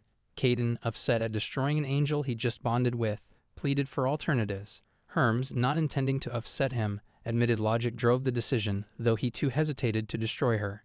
Hermes noted Haru's case set a precedent he couldn't ignore, making immediate destruction tricky. He didn't demand it but, impressed by Caden's skill, suggested entrusting the patchwork angel to the celestial realm. Caden, unclear on what that meant, worried about further risks. For Hades' sake, Hermes explained the angel's makeshift repairs left hazardous flaws, needing a thorough overhaul to eliminate dangers. Caden, wary, questioned if this meant Zeus, her creator and Hermes' father, would handle it, unsure if he could trust the plan. Hermes dismissed Zeus as too inept for such craftsmanship, revealing Hephaestus, his brother, was the true creator of the angels, despite Zeus taking credit. Under Zeus and Eris, the slaughter goddess, 10 angels were deployed 4,000 years ago with strict oversight. Hephaestus, burdened by Eris's harsh critiques and endless revisions, crafted the angels with tearful dedication, making their destruction heartbreaking for him. Hermes believed Hephaestus would eagerly repair the angel, transforming her into a force for peace, given his attachment. Hermes sought Caden's approval for the plan, which Caden granted and Haru, understanding, consented to. The angel, clueless about the discussion, was simply told she'd accompany Hermes to the celestial realm. Happy to meet a friend of the world, she went willingly. Hermes assured he'd ask Hephaestus to tweak her personality. As they prepared to depart, Caden asked if Hephaestus liked rice balls, learning they were his favorite. Hermes mentioned a future visit, asking Caden to prepare food. After they left, Caden reassured Haru that all would be well, and they'd see the angel again. Haru shared his optimism. Gazing skyward, Caden wondered if he'd meet Hephaestus, the god who gifted him his powers. Later, Caden, Pleiade, and her brother sat at a table, a tense vibe unnerving Caden. Fearing a marriage announcement with Puffer, he grew anxious as Puffer entered with tea he'd requested. Prince Eridhana insisted Puffer join their talk, heightening Caden's dread that his fears were materializing. Puffer seemed uneasy, avoiding a certain topic. Instead, the prince revealed a tortoiseshell shield, announcing his win at a recent martial swing contest. The shield, a centuries-old merfolk heirloom, symbolized honor in a tournament where mermaids used medicinal magic and mermen fought with harpoons and physical prowess. Speedy swimming, adept spearwork, and advanced armor were key. The prince explained that excelling in the event was the greatest honor for a merman, showcasing skill and dedication. It was his first win, but Pleiade teased it was luck, irking the prince, who insisted it was skill. He recounted defeating General Shark, the reigning champion, in the first round, then the former champion, Master Slayer Beltfish, in the semifinals, and finally a legendary mermaid figure in the final. Master Pike was a formidable opponent, and Pleiade doubted the prince could win fairly. The prince admitted he followed the rules, crediting his victory partly to a borrowed tortoiseshell shield. The shield's sturdy, rounded design deflected deadly strikes perfectly. By enduring attacks, he seized chances to counter, securing the win. He thanked everyone at the farm, especially Lord St. Caden, for his success, though Caden insisted it was the prince's relentless effort that truly paid off. Plady, amazed, struggled to grasp such a feat. Curious about Puffer's silence, Plady learned she'd attended the match. Caden questioned why Puffer, a prisoner, ventured to the ocean alone, and she shyly admitted she wanted to support the prince. The prince revealed she healed his injuries with potions, aiding his performance. Plady fumed while Caden, moved, noted Puffer's role in the victory. Plady scolded Puffer, warning that romanticizing her crime was wrong. Appearing publicly was bad enough, but being seen with the prince sparked a scandal in Mermaid Kingdom. The scandal was already brewing, but that wasn't the main issue. The prince's tournament win marked progress toward succeeding his father as Mermaid King, yet he felt uneasy. He doubted his readiness to rule. Winning brought him closer to the throne, intensifying his self-doubt. Caden reassured him that his strength and alliance with the Demon King would comfort his people. The prince valued Caden's words but felt inadequate compared to the Demon King's charisma, resolving to embark on a pilgrimage to rebuild himself. His decision stunned everyone. Puffer wanted to join him, and Plady fretted, not over his safety, but about palace compounding tools. The prince had arranged a reliable substitute, easing Plady's concerns. Puffer, though upset, was gently refused as he asked her to tend the farm until his return. He vowed to return worthy of kingship, asking for Puffer's patience. Reluctantly, she agreed. Plady began warming to Puffer as a potential sister-in-law. Days before his departure, Caden, mindful of journey dangers, crafted a good luck charm for the prince. The charm, an odd weapon, reflected the prince's sumo passion, pickle-munching habit, and shell gear. Caden offered an orc companion, which the prince tried to decline, but Caden stressed the value of a travel partner, insisting it was essential. The prince agreed to take the orc as a companion and asked his name. Caden, yet to name him, chose Haki. Puffer approached, offering a pendant, urging the prince to keep it close, as if it were her. He vowed to wear it always and began his journey. Plady teased Puffer, who seemed distracted. Puffer revealed she crafted the pendant, a portable waypoint crystal enabling teleportation magic, mastered through relentless effort. With it, she could join the prince anywhere, showcasing her breakthrough in magical innovation. Puffer smashed a potion on the ground, vanishing after promising to return for pickle making. Her sudden exit stunned everyone, as teleportation was a demon race spell. They marveled at her blending it with mermaid pharmaceutical magic, a feat Plady called historic, potentially revolutionizing magic research. Plady admired Puffer's skill, while Caden attributed it to love's power. Bateman, an elite who struggled to master teleportation, was awestruck by Puffer's achievement. As they discussed, Puffer reappeared, confirming she'd surprised Prince Eridhana at the Demon Castle. Puffer returned to change into travel-appropriate clothes, leaving briefly. Elena, feeling idle, lamented only spinning thread. Caden called Bateman to the dressing room, unveiling a foot-pedal sewing machine he'd made, explaining it moved the needle for faster sewing to ease her workload. Bateman, stunned, watched Caden demonstrate. He sought her opinion, hoping she'd like it, but she was upset, arguing the machine would discourage hand-sewing mastery, diminishing the craft's value despite its efficiency. While sewing a shirt effortlessly, Bateman vented that she craved designing unique, creative clothing, not just efficiency. Inspired, she asked to lock herself in the sewing room to experiment. Caden, relieved she embraced the machine, was curious about her next creation.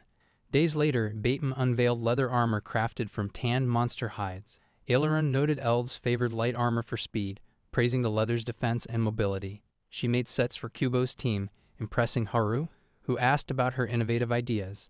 Bateman's standout piece was a gauntlet emitting flame magic, transcending mere fashion. Overjoyed, she loved creating passionately again, thanking Haru for rekindling her spark. Puffer returned with news, and Asterix, Bateman, and Balana were thrilled to see her.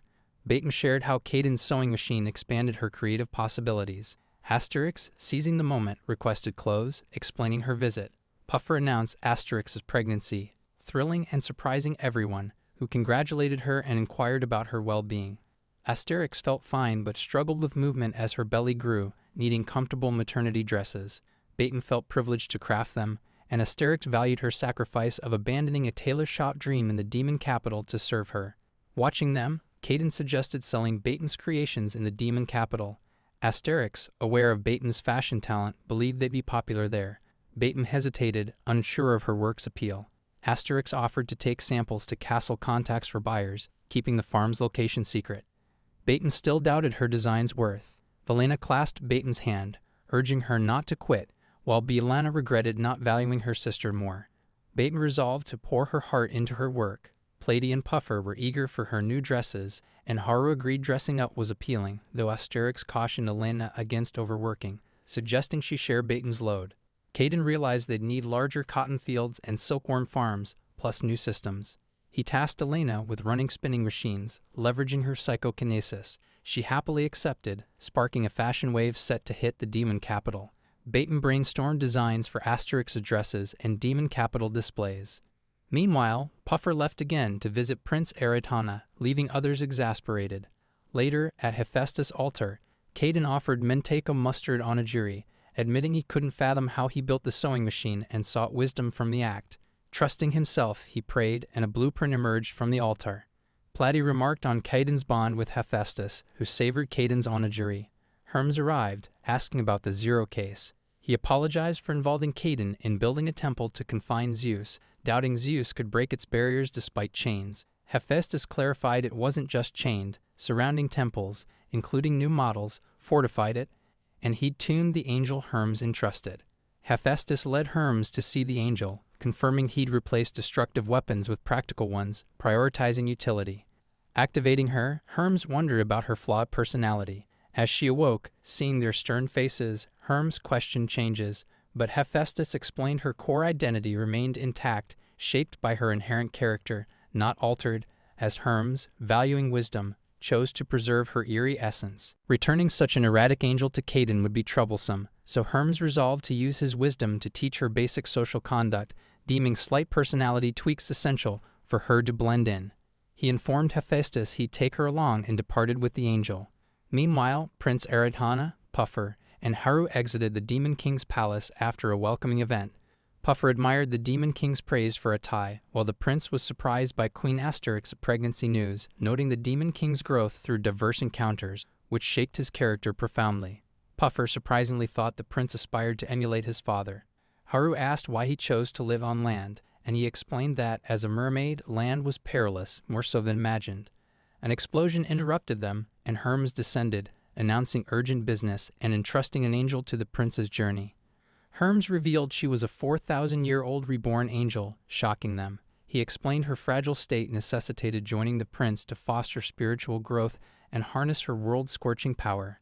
The prince accepted, eager to learn human raising as future mermaid king. When asked her name, Hermes coined Sungvan on the spot, fitting for the journey. The prince introduced himself, Puffer, and Haru to Sungvan, who, cheerfully oblivious, pleased them, though they foresaw a challenging trip ahead in the Mermaid Kingdom. The Mermaid Kingdom's council debated Prince Eridhana's land ventures, seeing no reason for it, preferring their unchanged, peaceful traditions. One feared demon attacks, like those on humans, recalling a failed plan to marry a princess to the Demon King, opposed by those despising demons. A black-haired man, once a suitor, questioned the outcome of Platy marrying a human representative, likely futile. Platy argued avoiding choices preserved their stagnant state, urging rational planning for the kingdom's future, as demon attacks weren't guaranteed.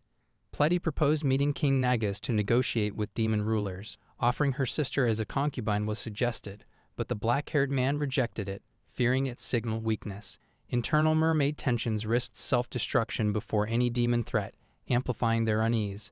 He considered approaching Princess Platy, humbler than Prince Eridhana, to appear publicly and lead. Journeying to land, he sought her, doubting her marriage to a mythical saint, questioning when she withdrew from kingdom strife. Determined to persuade Platy to return and negotiate with demons, even at great cost, he reached the farm. Spotting the Demon King, unrecognized, he asked for the saint. The Demon King summoned Caden, puzzling the man, who was stunned when Caden addressed the Demon King, realizing his error. Haruman clarified he wasn't the Demon King and introduced himself as Hendra. Caden offered to guide him to Platy via Dola, suggesting the Demon King rest. En route, they chatted about fieldwork, laughing while Dola eyed them oddly. Platy greeted Hendra warmly, thanking him for his gifts, but Hendra revealed his true purpose. The Mermaid Kingdom faced ruin, with demons posing an unclear threat and internal leadership strife growing. Hendra urged Platy to return and lead, but she, confused, asked the Demon King if an attack on the mermaids was planned.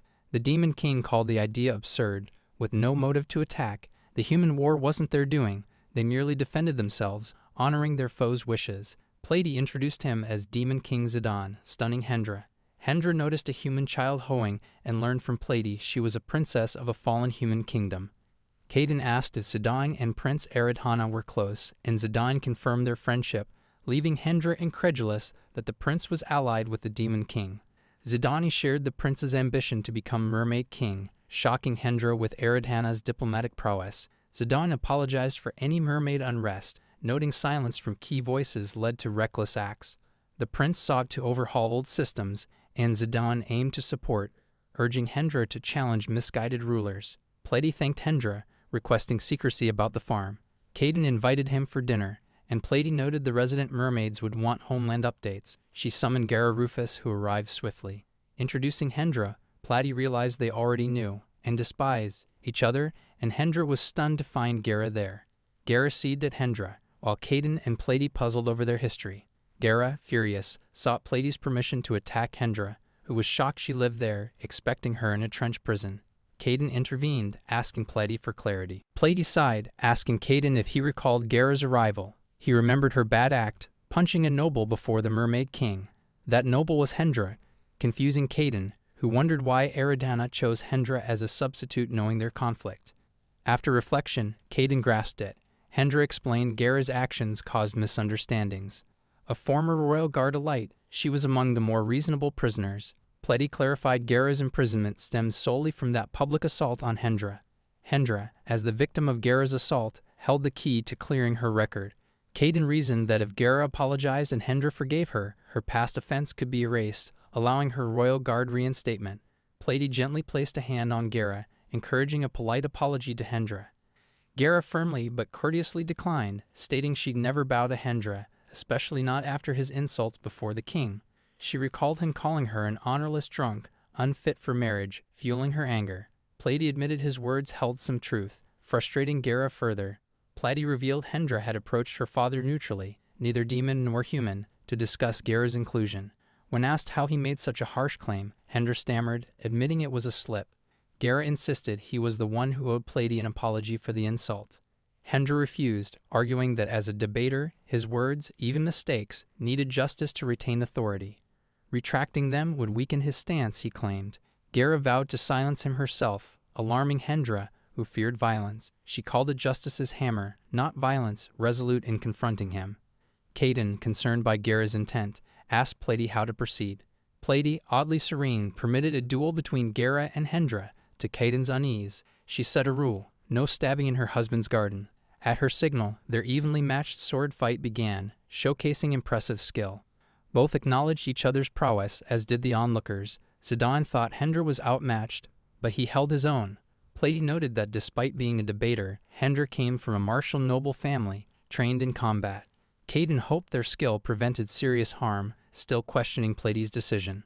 Pleiadi explained she wanted her workers to live freely and joyfully, seeing the duel as a chance to resolve tensions. She supported Puffer's bond with her brother and sought to end Hendra's conflict. Caden, relieved by her foresight, noted Hendra's misunderstanding of Pleiadi, watching the duel with hope. During the clash, Gara noticed Hendra's agility on land, sparking excitement beyond her anger. Hendra, equally skilled, felt cornered yet admired Gara's noble grace. Her sincere, direct strikes captivated him, and distracted, he lost his sword, kneeling in defeat. Everyone, including Gara, was stunned by her victory. Shockingly, Hendra rose and proposed to her, catching Caden off guard most of all. Hendra confessed Gara's fiery, radiant eyes enthralled him, explaining his unexpected proposal after their intense duel. Prince Eridhana loved fermented foods, and Puffer was diligent in her farm duties. However, Gara Rufus had unexpectedly become medical staff, always occupied, and Caden relied on her heavily. With Gara distracted, managing the farm's workload was tough. Caden realized that if Puffer and Gara's romances flourished, the fermentation team would lose key workers, causing him distress. Feeling guilty for overlooking this, Caden panicked and planned to discuss it with Pleiadi. A voice behind him, hearing Pleiadi's name, asked her whereabouts, startling them. They turned to see Menzel, the Witch of Holy Light. Gara was stunned to recognize her. Caden asked Gara if she knew Menzel, who explained she was King Naga's daughter and Pleiadi's younger sister. Pleiadi arrived, questioning Menzel's presence at their secret farm, known only to a few. Menzel admitted she'd tailed Hendra, who, under Pleiadi's stern gaze, sheepishly confessed to being distracted. Pleiadi pressed Menzel on why she'd come and neglected school, scolding her for truancy. Pleiadi angered Menzel, who snapped back, challenged her, and lunged, intent on usurping her. Caden worried, knowing Menzel wielded medicinal magic, but Plady swiftly subdued her with a single gesture. Caden's concern lingered, and Plady reassured him she'd struck lightly, though it didn't ease him. She told Menzel she was a decade too young to challenge her and demanded to know what family issues prompted the attack. Menzel, sobbing, accused Plady of abandoning her, leaving her to fret alone. Menzel said political burdens fell on her, causing sleepless nights and fears of going bald, blaming Plady for not marrying demons. Plady, smiling gently, assured Menzel she hadn't forsaken her. Overwhelmed, Menzel tearfully embraced Plady, her emotions spilling over. Caden sighed in relief, uncertain moments earlier how it would unfold. Plady urged Menzel not to linger on it, sparking Menzel's anger at being treated childishly. Plady promised to explain recent events and the world's changes, calming her. Puffer and Gara took a liking to Menzel's fiery spirit. Menzel's legs suddenly morphed into octopus tentacles, and Plady recognized it as a side effect of rampant land-person transformation potion. They questioned where she got such a potion, and Menzel boasted that nothing was beyond the Witch of Holy Light. Puffer guessed it was self-made. Plady sternly warned that a student couldn't safely craft such potion, risking botched mixtures with consequences like this. Menzel, baffled, insisted she follow the recipe precisely, but Plady, exasperated, retorted that recipes alone didn't make witches, otherwise, anyone could claim the title. Plady recalled a remedy recipe for the symptoms and promised to start on it soon. Caden, relieved Menzel could recover, learned from Plady that reverting her mermaid tail would take time even after treatment. Menzel shrugged off the delay, content to stay as is for now.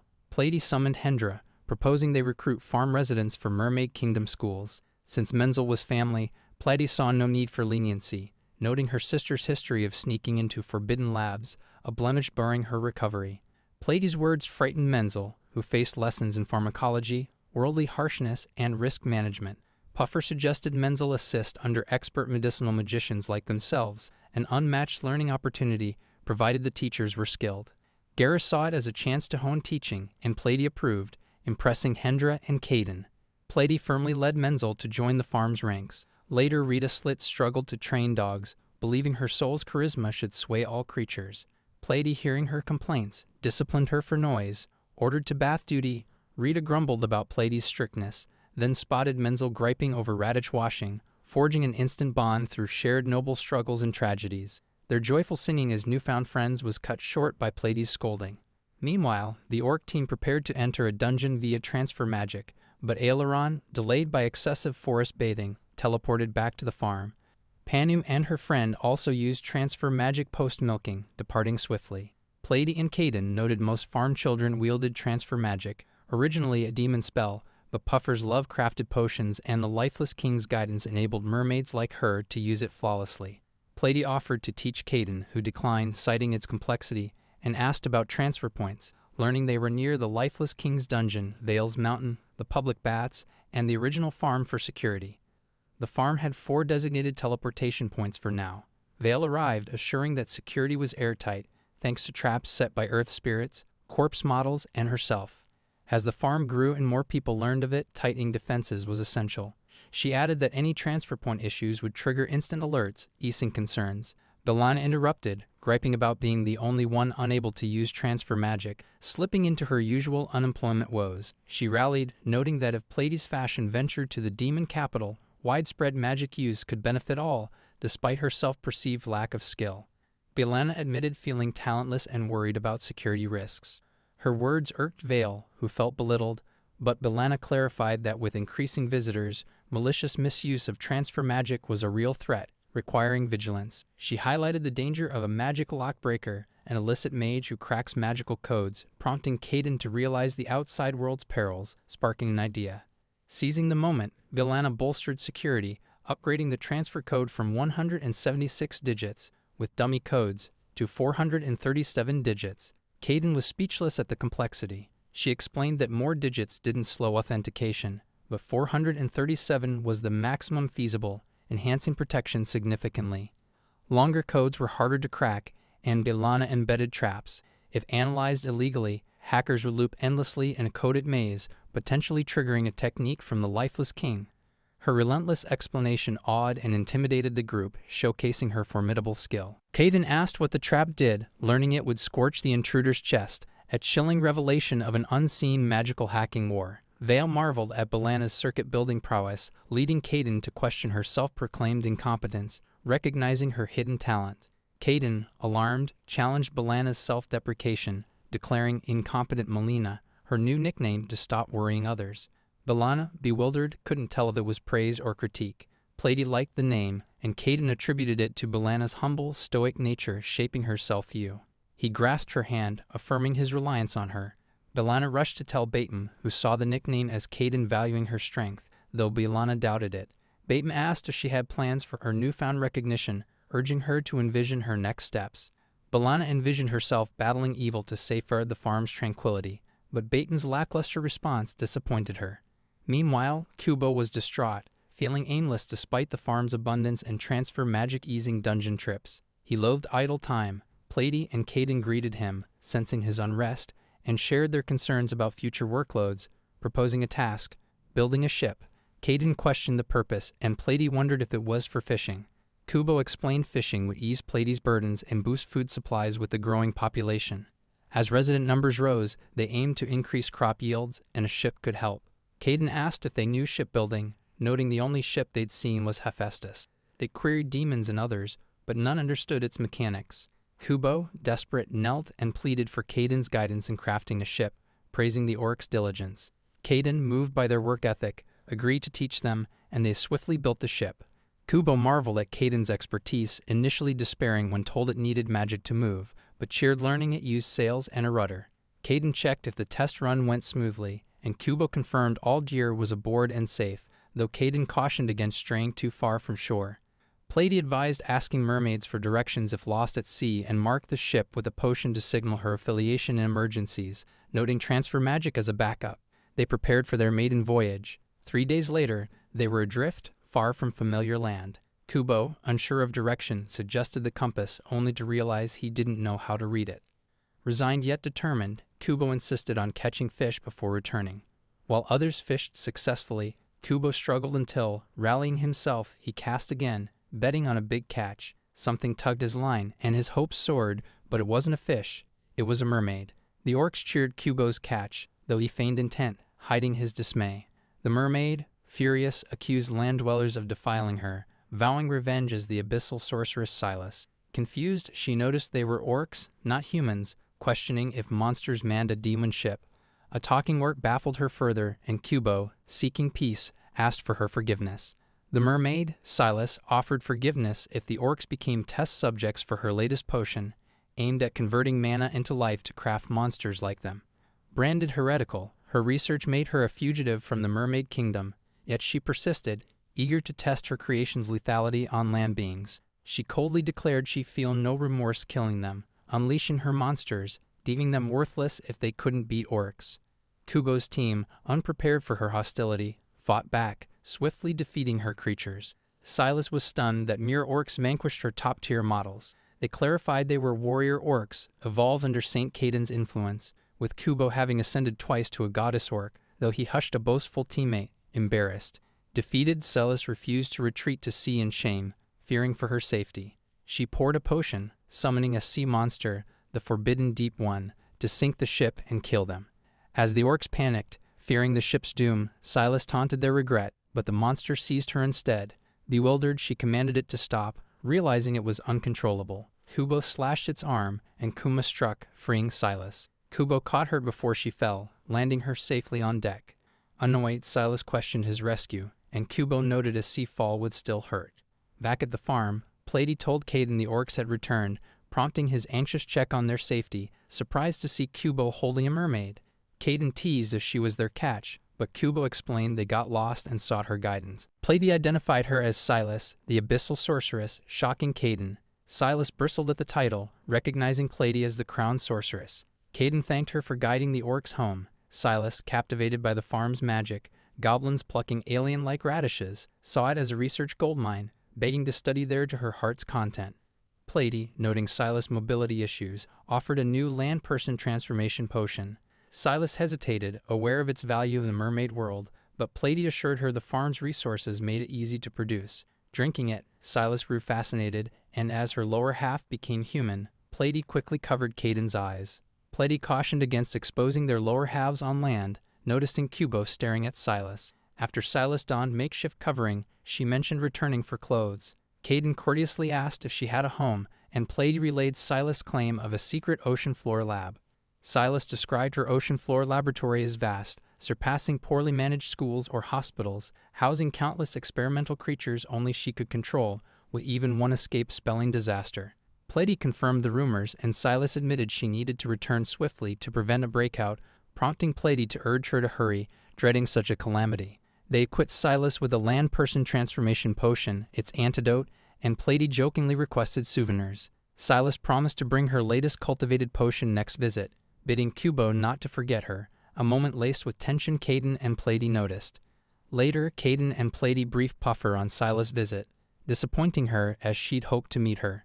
Caden asked if they were close, and Puffer clarified Silas was her mentor, teaching her medicinal magic basics. Puffer planned to seek leadership advice from Silas next time, now that she guided others, pleasing Plady, who appreciated Puffer mentoring Menzel. Menzel struggled to grasp the farm's chaos, noting 4 of the 6 wild brew sisters had converged there, with the most skilled, Silas, now joining. Another witch like Silas remained missing, and Menzel wondered if the Sorceress of Darkness would appear. She marveled at the farm, mixed-race orcs and goblins, frequent demon king visits, and 2 great calamities coexisting. Menzel invited her sister's husband, Caden, who owned this magical land and cooked delicious meals, feeling it unfair. Resolving not to pity herself, she vowed to outshine Plady through effort. As she steeled herself, a voice called her an idiot, leading her to a scarecrow. She attacked it, but it dodged, fueling her frustration. Chasing the scarecrow, Menzel demanded a fight, only to slip and fall. Rita Slit, nearby, found her determination endearing. Menzel asked why Rita was there, learning the scarecrow was her tough foe too. Rita's talk of shared struggles confused Menzel, but Rita confirmed she'd also battled it, losing thrice.